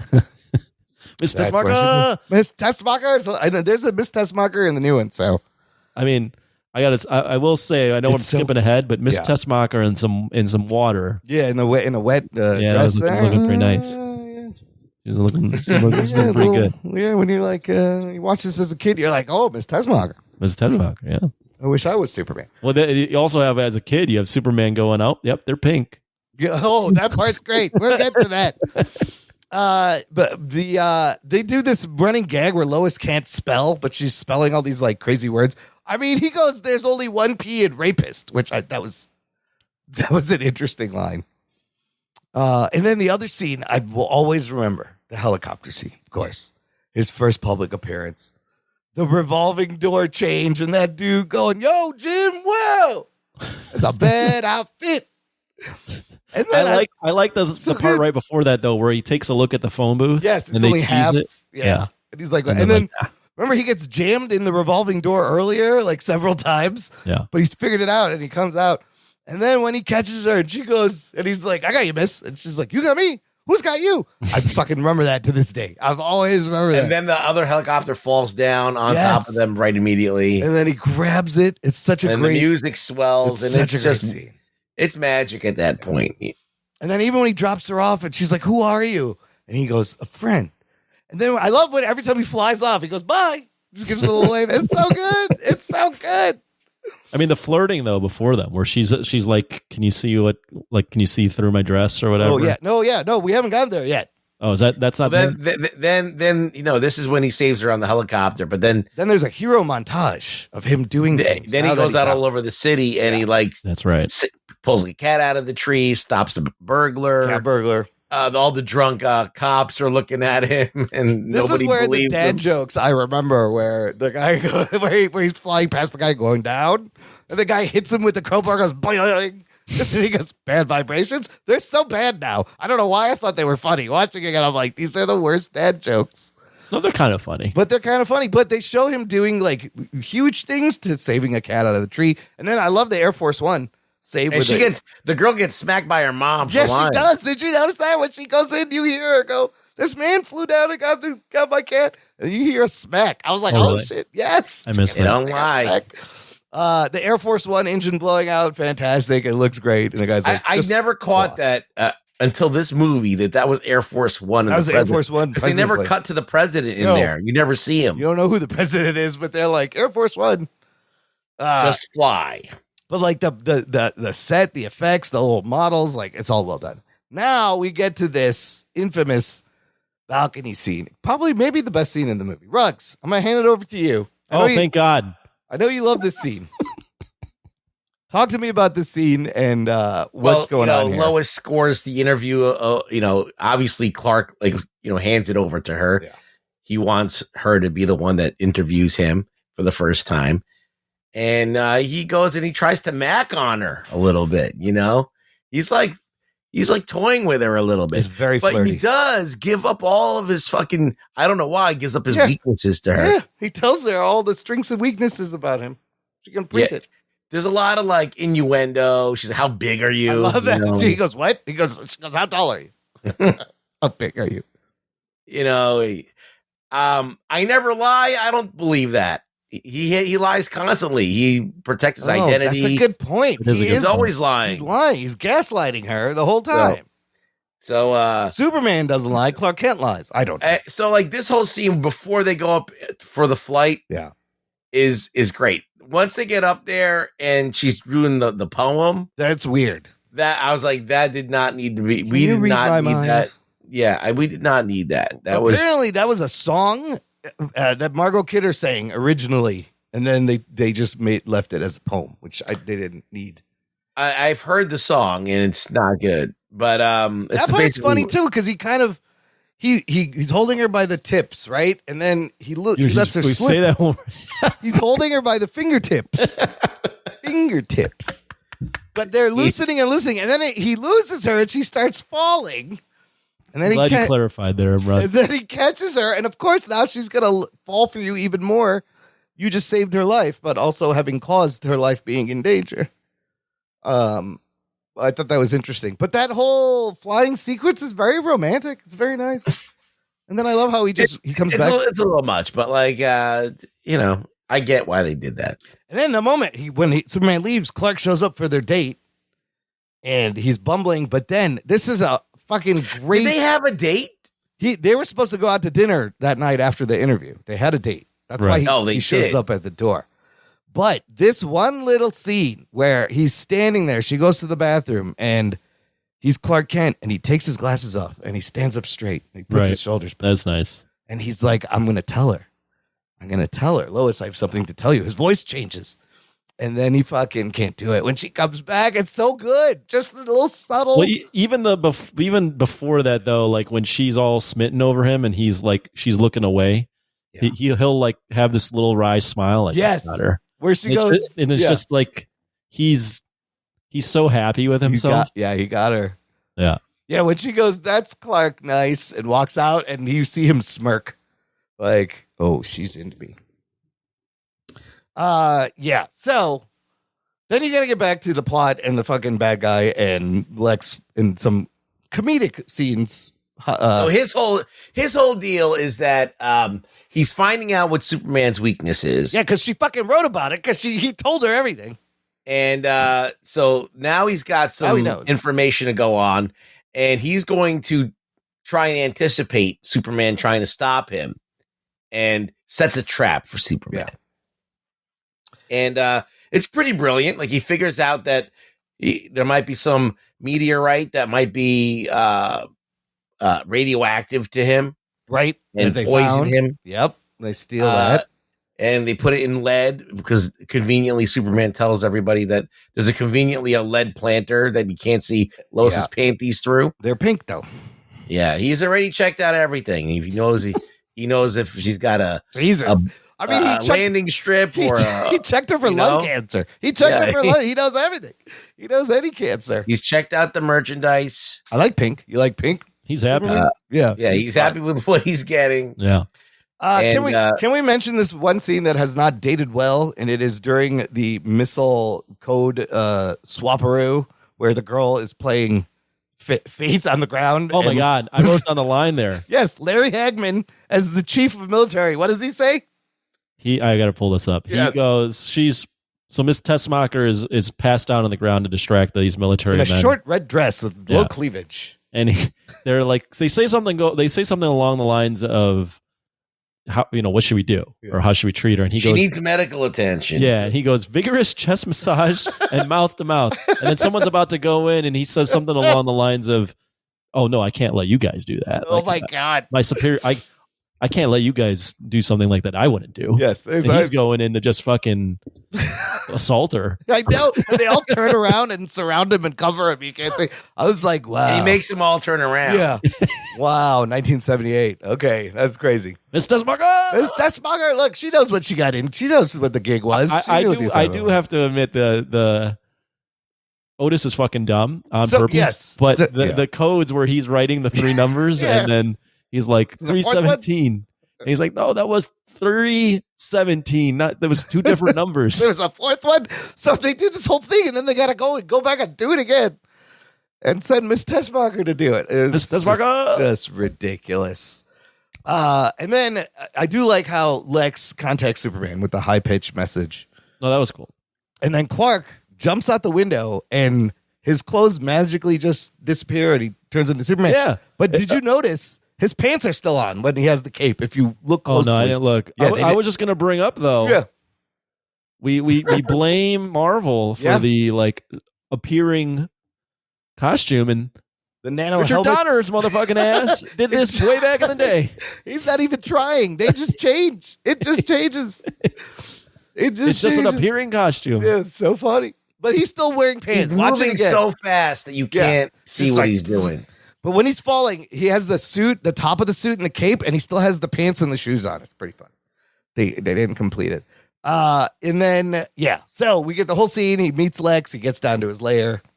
Lex has to tell him the villain plan, of course, as it happens. Here's what's happening. It's happening right now, as a matter of fact.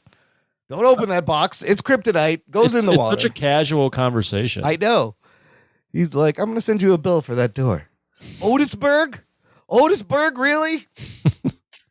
I like that Miss Tessmacher gets the Tessmacher Peaks. Yeah, she gets Tessmacher Peaks is the name of her town. I didn't even catch that. That's great. If you just go in and go, hey, this is for the most part a comedy, it works. But if you go in and think, oh man, it's going to turn serious, like they try to, but it's so stupid. Yeah. That it doesn't work on the same level of being like, oh, this is like a legit, like, oh, this is a real dramatic scene. This is meant to be a popcorn 4-quadrant movie. Everybody, their families are going to see this. Yeah. So it's not. I mean, I do think that it is a little talky for kids. Oh yeah. But I think that like a couple going to see this would probably enjoy it as a comedy. Well, you also have to think like 1978 Superman, like people just weren't seeing stuff like this. Yeah. Other than Star Wars. Yeah. Big budget destruction. I mean, you have this comedic tone whenever it's with Lex, but then the end of the movie, all this fucking crazy shit happens. Earthquake and people are dying. Breaking. Yeah. There's what I didn't understand, there was 2 missiles. Yeah. One was going to California. One was going to New Jersey. Where was Lois and Jimmy at the dam? They're in California. Oh, they were both on that side. So he redirects the New Jersey missile because he promised Miss Tessmacher. Miss Tessmacher. Dude, she's like, I'll help you, but you have to save my mom first. Because for random reason, Lex is like, oh, I'm just going to blow up Hackensack, New Jersey. Just because. My mother lives there. So he's able to redirect one. He doesn't get to the other one. The fucking Earth starts opening up. And I forgot that he flies into the planet, into the crust, and lifts the Earth back up. That's great, that shot. That shot I did forget that happened. Yes, I forgot that he was late to the second missile. When he's holding up the rock and it's all red and it's that wide shot, it's so cool. Yeah, no, it was good. It's very cool. So, yeah, Jimmy's at the dam. That explodes. Lois, there's a gas station that explodes. She gets swallowed up by the car, but he has to save children on the Golden Gate Bridge. That's coming down. There's train tracks. You got the classic, him acting as the train track save. You got the dam and him building a second dam, but by this point, it's too late. As he gets to Lois, her car is buried. This is the other scene that scared me as a kid. Her getting buried alive in the dirt.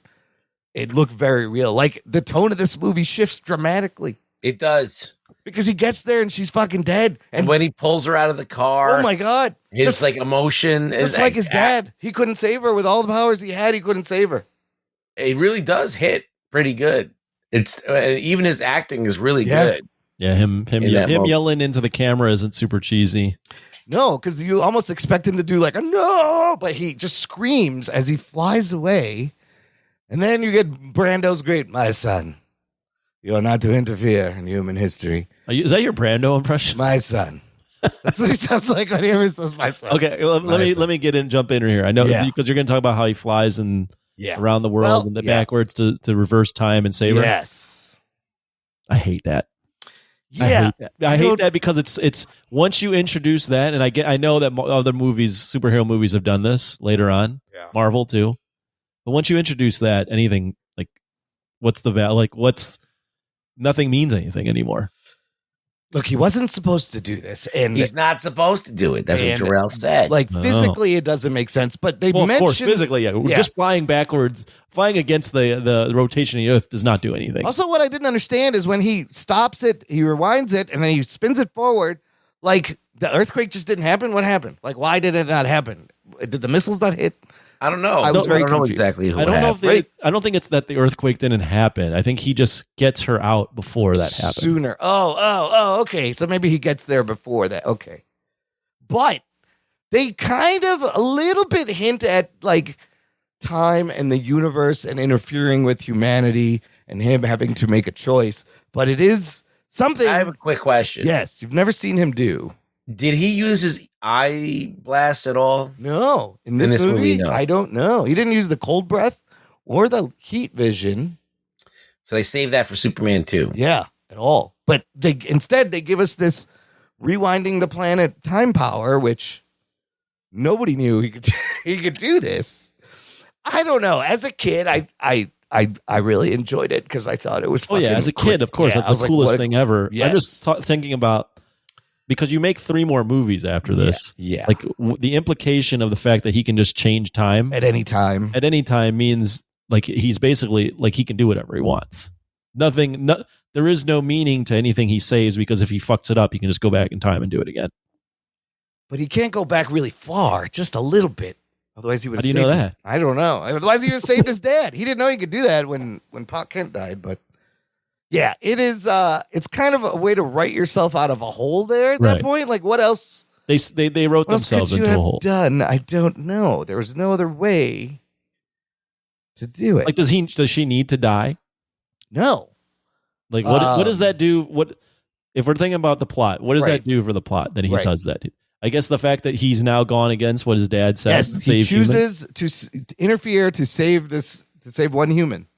Yeah. That he's now become, his adopted planet has meant so much to him that he'll do it for this one person. Yeah. It's mixed up a little bit. But it is it's not clean. It's not clean. They clearly did it. They clearly did it because they wanted to have a big scene to end the movie on, like something big, and the death followed by him going back in time is like a more grandiose way of ending it than him just saving the day and saving Lois and pulling her out of the ground. And it is different, and it got people talking, and you do remember it's unnecessary. It is unnecessary. But I'll give them credit for this, especially now. At the time, this was the first of its of kind. Yeah. But when you look at like this movie and the way it's aged compared to other movies, other superhero movies, when you look back at this, you go, "This was really unique," right? Because there's not really any superhero movies that end without a big fight. Right. And all of this is just him saving people. And, there isn't, it doesn't have it ages gracefully in that sense because it's different. I mean, he kind of fucks up, right? He doesn't get the second missile. Right. Doesn't get to it. As powerful as he is, he couldn't save to get that second missile, but then he retcons it because he is powerful enough to fucking get that. Yeah. I mean, when you get to the next movie, they give Superman like a foil, a person who is just as powerful as him, and Zod. Right. And he's he's now on his back foot. He's actually the underdog. And but they also like nerf him for the most of the movie. So like Superman doesn't really get his due in either of these movies that are made about him, because they kind of do these things where he loses his powers.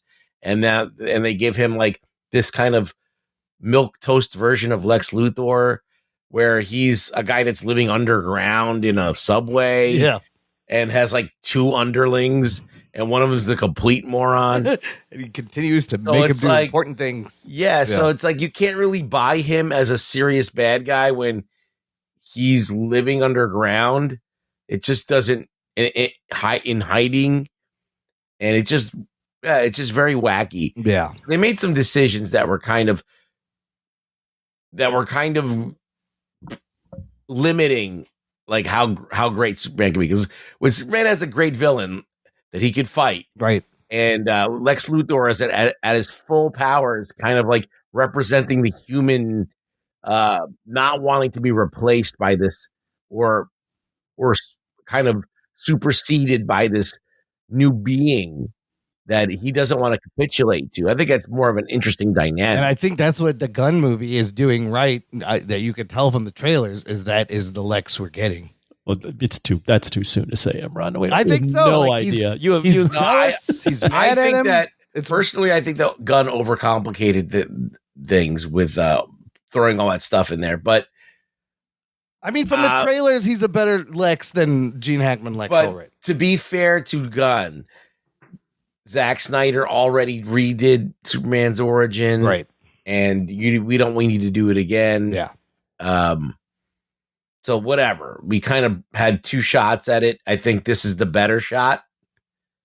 Obviously, I think that this origin, the Man of Steel origin, as much as it's okay, I hate the codex. Yeah, but I think that it owes everything to this opening. It wouldn't be able to do it. Dude, every superhero movie after this owes everything to this. How many of these movies quote this movie and have direct inspiration from this movie? You know, like even when in Spider-Man, where he rescues Mary Jane and swings through the thing, that's taken from this. Spider-Man 1 and 2 is like Superman 1 and 2. They both lose their powers in the second movie, and then they got to get them back.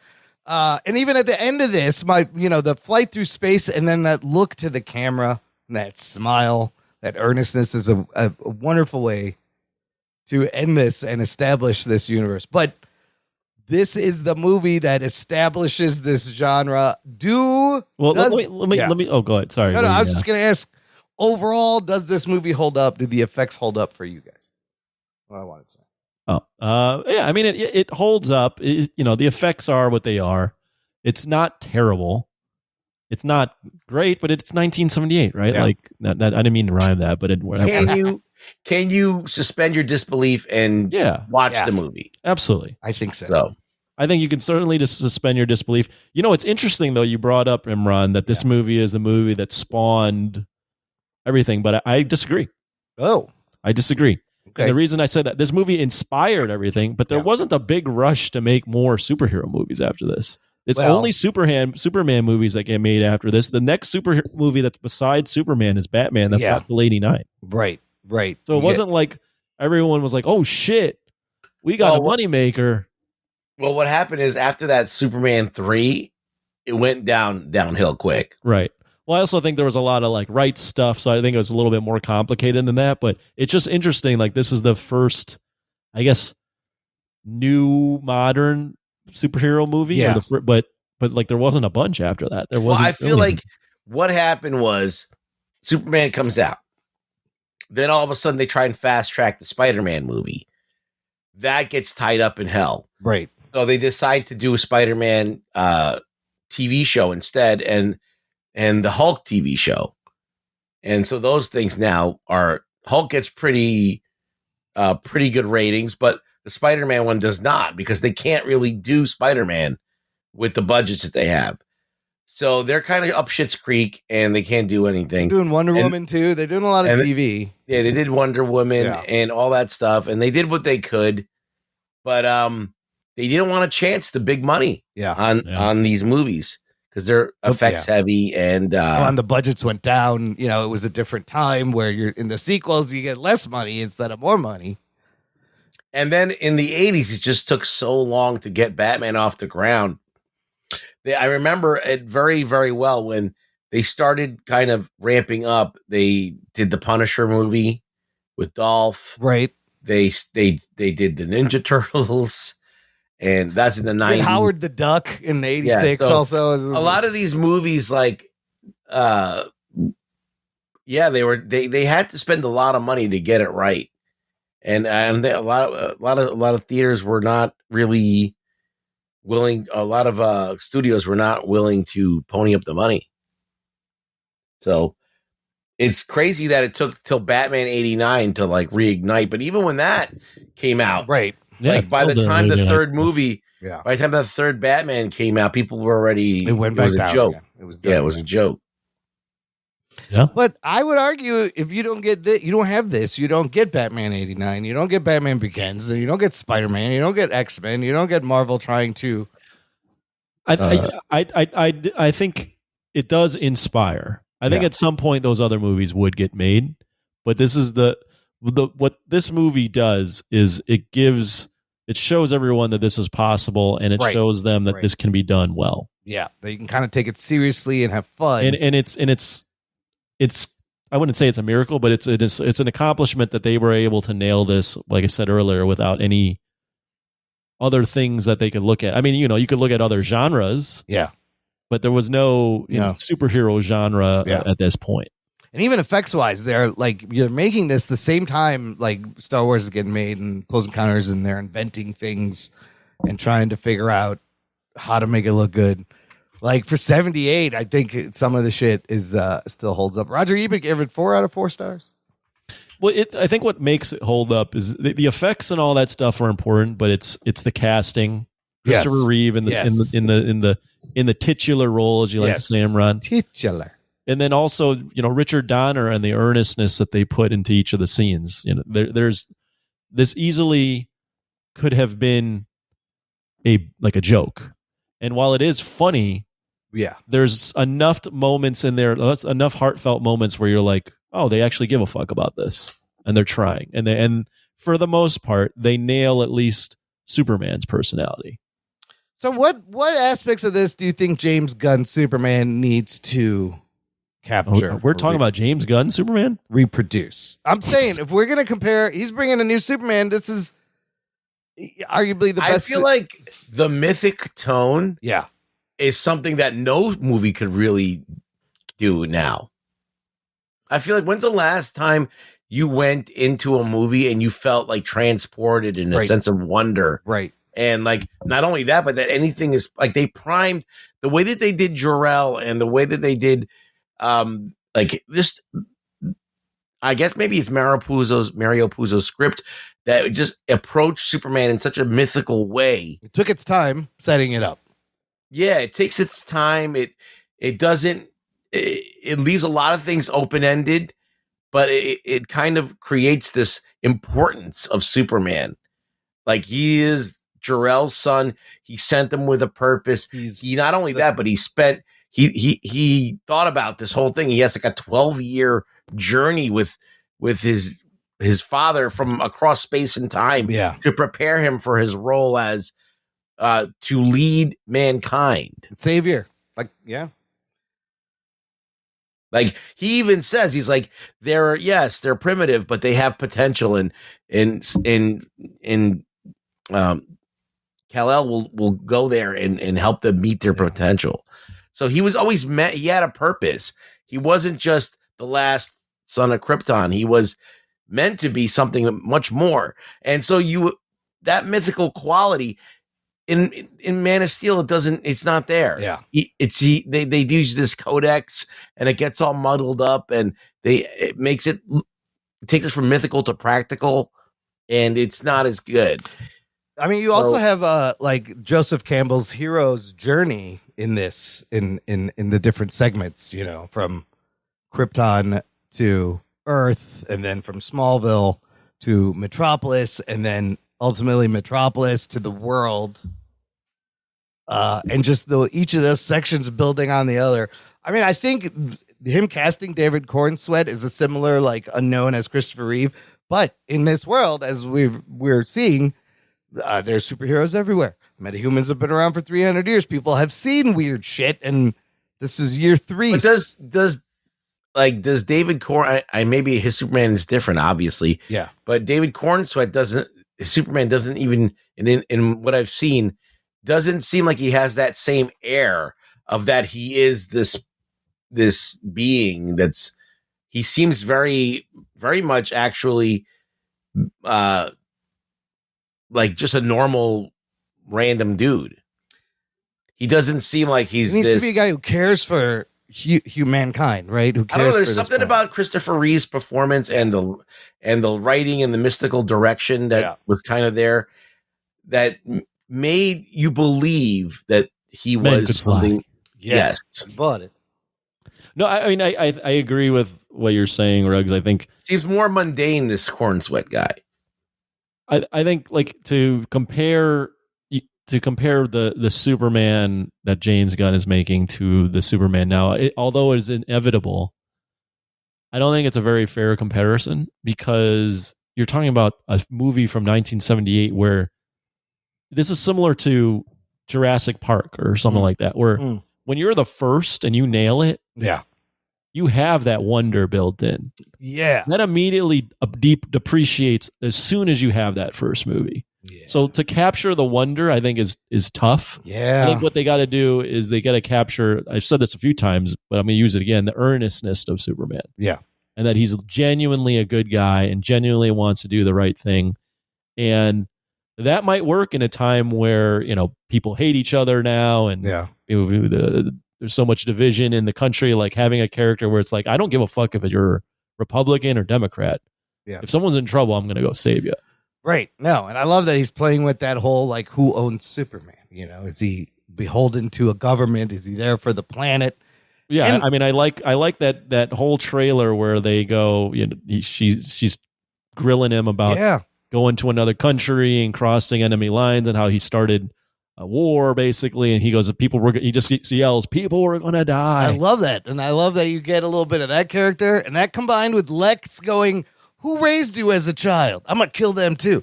And so that's different. He still has his parents in this one, which they do that in the comics. What I would say, not to kill the hype on this, is we have a lot of time to talk about that Superman movie, and we're speculating based on trailers, but I think the focus should be like this movie, and what this movie did, which is, it started, even though the genre didn't really kick into gear until the 2000s, it started the genre that we know of today. Absolutely. I just find it to be very strange. And you could even use a lot of movies like this, like Close Encounters of the Third Kind, or even E.T. that have magic in them, and the magic still works. And when you watch the movies, these movies, you're like, oh, this is what's missing. Yeah. Like, why isn't it? What is it? What's happening here? What's in the sauce? Yeah. Is it the writing and the directing and the acting all kind of coalescing and the music to all coalesce to bring, like, we don't have that kind of thing anymore where you feel like things are working. We're always like, I guess it worked. We don't really have that definite feeling of it hitting. Well, I think you see it. I think you just don't see it in the genre anymore. Like, for example, the wonder that I had with Superman when I watched, for example, Sinners. I was going to mention that. I was like, wow, this is movie magic. Like, this is crazy. Like, all these things are hitting at the same time, and I'm seeing something different. So I don't think you see it as much in the genre anymore, but I think you see it in other things. But you're absolutely right. That's what you need to hit, is that wonder. And maybe it's because of what you said, Anthony. We've seen it already. How do you create what? Like the first Jurassic Park, the wonder of seeing that shit was amazing.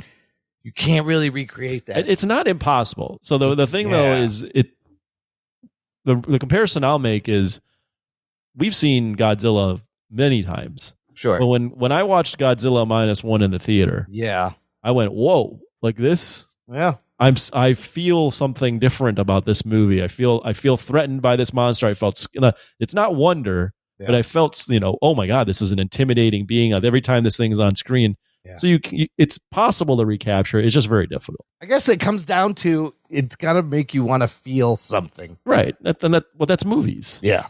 But not all movies can. No, most movies don't make you feel anything. And with this Gunn Superman, that's got all these people, and there's more people in there. We're still talking about Gunn. I'm just saying. He said there's more cameos. There's so much shit in this movie. I don't want it to not give me. Let's talk about Donner real quick. Yes. Yeah. So Donner, obviously Lethal Weapon, right? He's a big dude, big deal. He was supposed to do Superman 2. He shot 75% of it. And the Salkinds were they wanted more of a comedy. They're like, they like the comedy shit. They were like, enough of your mystical bullshit. Yeah. And you're like, magic, movie magic. We want to have gags. And he wasn't into it. And he's like, fuck this movie. And he left because he's like, you're going to make me make shit. Yeah. And he was a perfectionist and he didn't want to make shit. So it's amazing this first movie came out as good as it is because you're absolutely right. He clashed with the Salkinds and they wanted him to make it. That's probably the Lex bits were done to appease them. But Ilya Salkind he buys the rights at 1973. And it takes him that long to make this movie. Yeah, I mean, it sucks. We'll never see like the Donner version of the second movie. No, there's a Donner cut out. You can find the Donner cut of Superman too. Right, but it's not like a full assembly. Yeah. It's like it's like a patchwork. Oh, it's patched together. It was never finished. I mean, you could tell. Yeah, it's not, the lighting doesn't match quite, or all that other stuff. The color grading is not the same. I watched it. It's not necessarily better. Remember, like when Stallone put out the different Rocky 4 or whatever. Yeah. And how we're like, it's okay, but like it's not better than the other one. I think this is the same thing. Like, whatever Lester finished the movie. Yeah, Richard Lester. Yeah, and he made a complete film. So this thing that they slapped together, that's the Donner cut, it's never going to have like the proper like post production that it needs. 2006 Donner cut comes out. I still need to see that. I have it on DVD. I love the moment in the second movie where he flips the powers off and they think he depowered him, but he really did it to them, and then he just crushes his hand, Zod's hand. Lois is like, you know what, lady? Yeah, pain in my neck. And just punches her. Yeah. What are while we're on Donner, what's your favorite Donner movie? Because I'll tee this up. So he does one of the first superhero movies of the modern times. Yep. By all intents, knocks it out of the park. Does the coming of age kids movie, one of the ones that everyone remembers, Goonies. Yeah.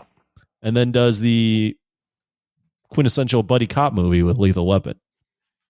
He also did The Omen before Superman, which gets him the Superman job. Right. Yeah. And also The Omen. Great. Yeah, that's a good point, actually. The horror Omen. classic. Yeah. So you've got 4 different genres. Somewhat different genres. And he handles them all really well. And then he does Scrooged, which is also you got to answer the question, Imran.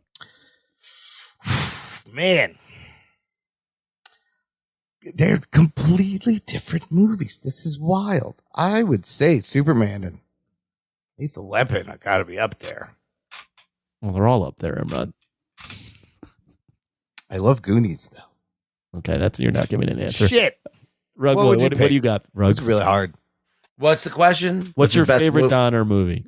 I would say Superman. That's yeah, I think I would lean Superman. But I love Lethal Weapon. Yeah. Lethal Weapon is great. Yeah. And I even like Lady Hawk, which is a good movie. I'd say Superman is probably like the most appealing to the most people. The Omen too. That's good. The Omen. I kind of like Lethal Weapon though. I mean, Lethal Weapon, what it does for buddy cop movies, right? It does his own template. For the Goonies is actually my least. I didn't grow up a Goonies guy, right? So right. I got to think Superman is like his most important movie here. Is that his magnum opus, Superman? I think so. Probably, right? I think so. Yeah. The others are great, but what this movie the others are all great genre films. Yeah. But Superman is like it steps up. Listen, if it wasn't for Superman, this podcast never happens. That's how deep it goes. Right. Yeah. How deep. All right, let's do give me your rating. News from the nation? No, I'm just kidding. No news from the nation. Give me your final thoughts and rating on the Superman 78 here. Who's going first? You go first. All right. Initially, when I watched this movie, rewatched it, I went, how can I grade this anything but a 10? I'm not going to go that high. Yeah. I think it's a great movie. I think it's an iconic movie. It's an important movie. And I respect everything that they did with no template. And I like the fact they knocked it out of the park with the casting of Christopher Reeves and the way he portrays the role, the character. Like, all that's great. I do think when you look back at this movie, the villain is while he's funny, the choice they make to make it more comedic ends up hurting the film a little bit in terms of how credibly you can take the threat that's to Superman. Like 2/3 of the movie, we're not building towards anything because there is no real threat. We're just hanging out with Superman, and it's great. Yeah. But there's no forward momentum to like, well, okay, well, what is going to be this thing that can take him on? Yeah. And when you find out what's taking him on, it's a little bit disappointing. A little silly. Yeah.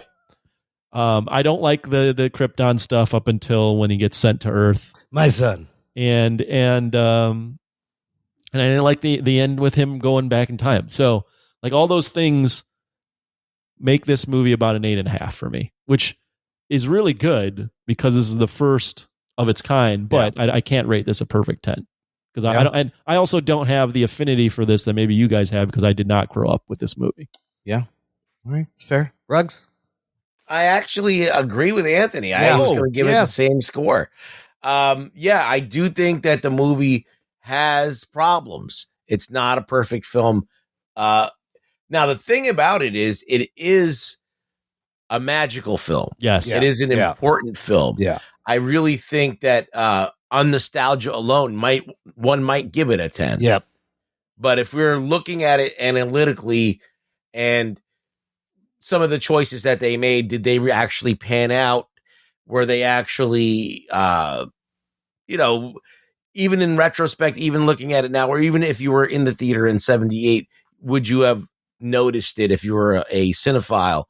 Like that these are 3 disjointed stories and they're kind of clunky together. I bet there was comic book nerds that were mad about Lex Luthor. There had to be. I mean, I would say so. Yeah, it does have issues, but it does have that magic, and I love it. I would give it a 10, but to be practical, it's more like an 8.5. Yeah, no, those are all very good points. For I'll give it a 10 as far as pop cultural significance for what it means, just like you said. But you could. But the and movie, that's yes, fine. but you could give it 10. Watching it again with the and like with the Lex stuff, like I'm gonna go 9. I can't give it a 10, but it is ultimately a very important movie for this genre, and I can't believe it took us 10 years and almost 600 episodes to get to it. But here we are. I do think, though, it is a miracle that movie. Yes, it got done the way it did. It sounds like the shit I read about the behind the scenes. It sounds like this is. I mean, all movies are miracles essentially to get made. But when I was looking at the behind the scenes, it reminded me a lot of if you read the behind the scenes of Jaws. Oh, sure. It's just all this trouble and like everyone fighting with each other and the people shark not doesn't trusting work. Things are breaking. And people not trusting the young director. Yes. And it's a minor miracle that both of those movies came out and were as iconic as they were. And as good as they were. Yes. But you know, when you're doing something for the first time and you have a studio that is banking on you to make it good or to their liking, but also bankrolling this, like clearly they're gonna fucking fight with you. And I mean, they had, that first flight had to be good. They had such an important thing to nail. And I think mostly they pull it off. I mean, you had Star Wars, Raiders of the Lost Ark, Superman. Close Encounters. They're all, they're all within Jaws. They're all within a few years of each other. They're all inventing tech and pushing the medium forward. And they're inventing tech that is still kind of, you can trace back to the tech today. They're all also the start of what the modern blockbuster is. And let's not forget Alien. Yes. After, the summer earlier, you had Jaws. Yeah, Alien 2 the next year. Well, Alien pushes it in a different direction where it's like we were having this space thing where everyone is like, oh, space is this clean, awesome thing. Right. Wondrous thing. And then you're like, oh, no, it's fucking scary as shit. It's scary and violent and R-rated as well. So, yeah, I mean, but a very important movie. All right. Lots of fun. We can't wait to see New Superman. Let's finish a little bit. What are we watching? Anthony, you put up some things. What was your week like? What did you watch? I was at the old Alamo. I watched Materialists, which is the new Celine Song 3-way rom-com with Dakota Johnson, Chris Evans, and Daddy Pedro Pascal. He was in everything. He was in everything, yes. It's all right. It's not bad. It's less rom-com, more rom-dram, I would say. Okay. Let me ask you this. Why would you cast Dakota Johnson in anything? I hate her. I hate her in the movie. She's not. She's not. I don't get the appeal. Apparently, a lot of people think she's great. I think the way she acts, she's the movie horrible. rests on her. Yeah, she's so nonchalant with her line reading. She's bored. It sounds like she's bored every line. Yeah, she's terrible. But the movie is actually all right. It's not great. The Past Lives, it was her first film, is a much better film. Yeah. But I went to see it because I like Celine Song already, and I like a good rom-com. Rom-coms have kind of died since the early 2000s. Yeah. Like all the rom-coms are now going straight to video, so anything that pushes back rom-coms, I was like, all right, I'm going to support this. So wait, I know, and you have another rom-com you watch, but I'm going to ask you one more question on materials. Yeah. I need a spoiler. I'm going to spoil this. I need a spoiler. I'm never watching this movie. You're never watching this movie. I know the premise that I listened to your Patreon review. She's a high-end matchmaker. Right. She meets a rich guy, and then she meets her ex, who is a broke actor. Correct. And she's trying to choose between them. Who does she pick at the end? Is the movie, because I kind of also feel like it's pushing this anti-materialism, and the predictable thing would be that she ends with the Chris Evans character because he's broke, but he's a good person. Who does she end up with? Yeah, she ends up with Chris Evans. See, it's fucking predictable. Because he's broke and he's a good person. All right, at least that's the right choice. And she realizes that money isn't everything. And yeah, it's like you can check all the boxes, but if you don't have a connection with that person, it doesn't matter. I'm a little disappointed that it's a predictable ending. I mean, rom-coms. Yeah, it's a rom-com. Okay. What's another good rom-com you watched? Well, so prior to the movie, Alamo did this thing where they were showing all the classic rom-coms in like a vignette of the classics. Yeah. And one of the classics was from 1999, 10 Things I Hate About You. Oh, no, I've never seen this movie. Which I'd never seen. Oh. I remember it vividly as a kid. Yeah. And a lot of people say this is a good rom-com. You've seen it, Ruggs? Yeah, I saw it when it came out. And I watched it, and I really enjoyed it. I had a great. Really? Yeah, I thought it was great. Oh, I think I might have to watch it. I thought it was great. I mean, you got to go in with the mindset this is a teen rom-com from 1999. Right. But if you go in with that, Heath Ledger's awesome in it. Yeah. And Julia Stiles isn't bad either. And it's funny. There's a lot of funny shit in there. I've always heard great things about this movie, and this is when Heath is like still like the boy heartthrob. Well, it's his debut role in the U.S. Oh, it's his first role. Oh. I mean, there's an iconic scene where he's singing "Can't Take My Eyes Off You" in a football stadium to her. I feel like this has become one of the classic rom-coms that you just like have to watch. So I think. Oh yeah, if you're into rom-coms, this is on a lot of people's lists. So my question to you guys: yes. 1, do you guys like rom-coms? And 2, what's your favorite? What rom-coms come to mind when you think of classic? I heard, like you said in your Patreon thing, I do like when it's done well. I do like a good rom-com. Well, yeah, if it's a good story. What's a rom-com that comes to mind for you? Well, would Princess Bride count? When Harry met Sally. Those both count. Fantastic. You got any Rugs? You a rom-com guy? I can't. Nothing's coming to mind. Pretty Woman sticks out. Nothing's really coming to mind. I mean, I found a genre you don't like. 500 Days of Summer. Wait, okay, Groundhog Day. That's like a sci-fi rom-com. That's a good one. You got Say Anything. Oh, does that count? That's a great movie. Yeah, you got that's a rom-com. Getting Sarah Marshall's pretty good too. Better Off Dead. I don't know. St. Elmo's Fire, is that a romantic comedy? Oh, that movie's horrible. That is a terrible movie. St. Elmo's Fire is fucking boring and overrated. It was a bad. It's terrible. Fuck that movie. I tried watching it. It's fucking boring. Couple more you guys haven't mentioned. Iconic ones. When Harry Met Sally. Oh, yeah, that's a good one. 50 First Dates. Yeah. The Wedding Singer. Crazy Stupid Love. All Coming to America. Coming to America. You know what I'll throw in there? Woody Allen's Annie Hall. Annie Hall, yeah. And this one, just because it's got Kumail in it, was very good. The Big Sick, his movie about how he met his wife.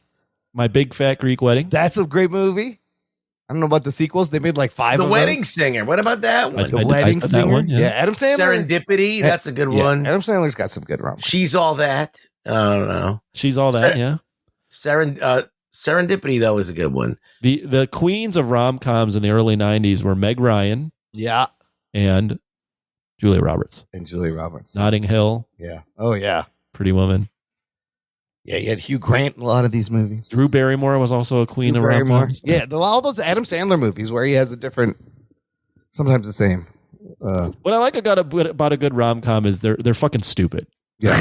The premises are always kind of dumb, but when they do them really earnestly, I think Palm Springs was a good Palm one. Springs is another good like sci-fi rom-com. Have you seen Anyone But You? No, I've heard about that one though. That's the Sydney Sweeney one. Oh, that's right. That's the Glenn Powell, Sydney Sweeney. Is that any good? No, but Can't Buy Me Love. Remember that movie? Yeah, that's a great one. What was that Jennifer Lawrence one where she's naked on the beach fighting That's those the dudes? one I was thinking about. That's a good one. That's like I can't remember. No Hard Feelings. Yeah. And Four Weddings and a Funeral. There's a lot when they're done well, they are very good. My Best Friend's Wedding. Yeah. Yeah, when they're done well. When you have good characters. Oh, LA Story and Splash. Oh, those are great. Yeah, rom-coms. They don't make a ton of them anymore, but that 10 Things I Hate About You, also, I remember, I had to look this up. It is Taming of the Shrew, William Shakespeare. Yes, it's based on a Shakespeare. Based on that, Yeah. which probably why you got a good structure there. Yeah, it's what about Her? That's like a that's like a what weird. about Anora is one of them. Is Anora a rom-com? I guess. It's like Anora's like a I wouldn't call it a rom-com. What is that? It's like a comedy turned thriller. Yeah, the romance doesn't really pan out though. That's the thing, right? No, you want the people to get together at the end of a rom-com.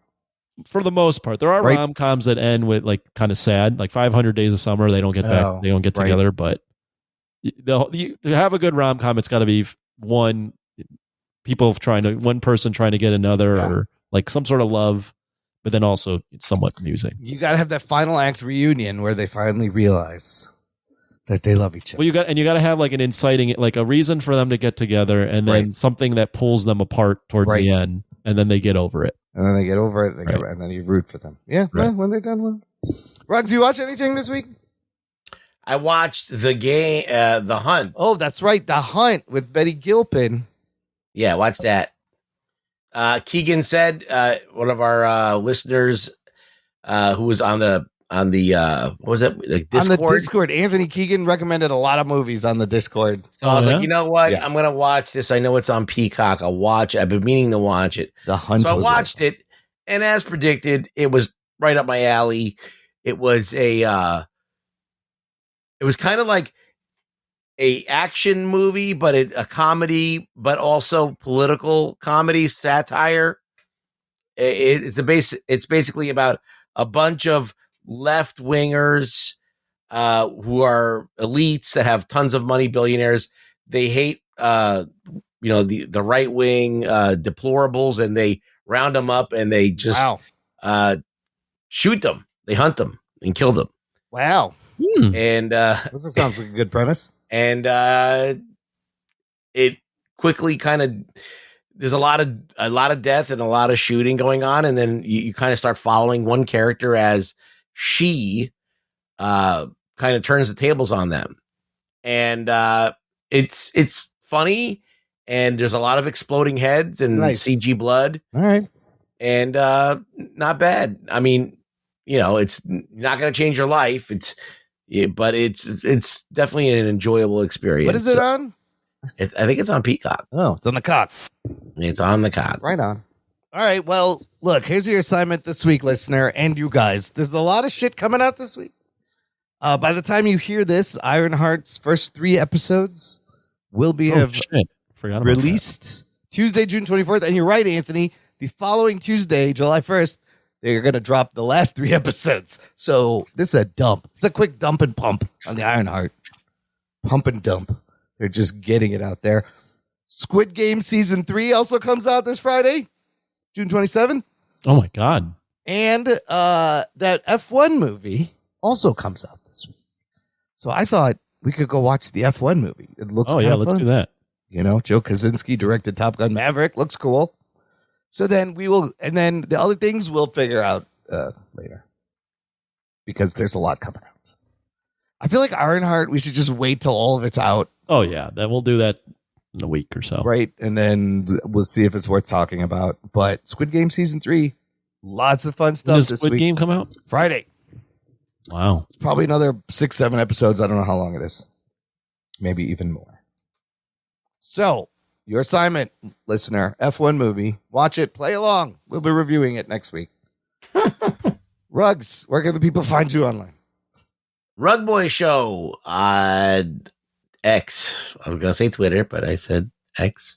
Anthony, you get to see F1 at the Alamo? I already have my ticket. Whoa, Alaho.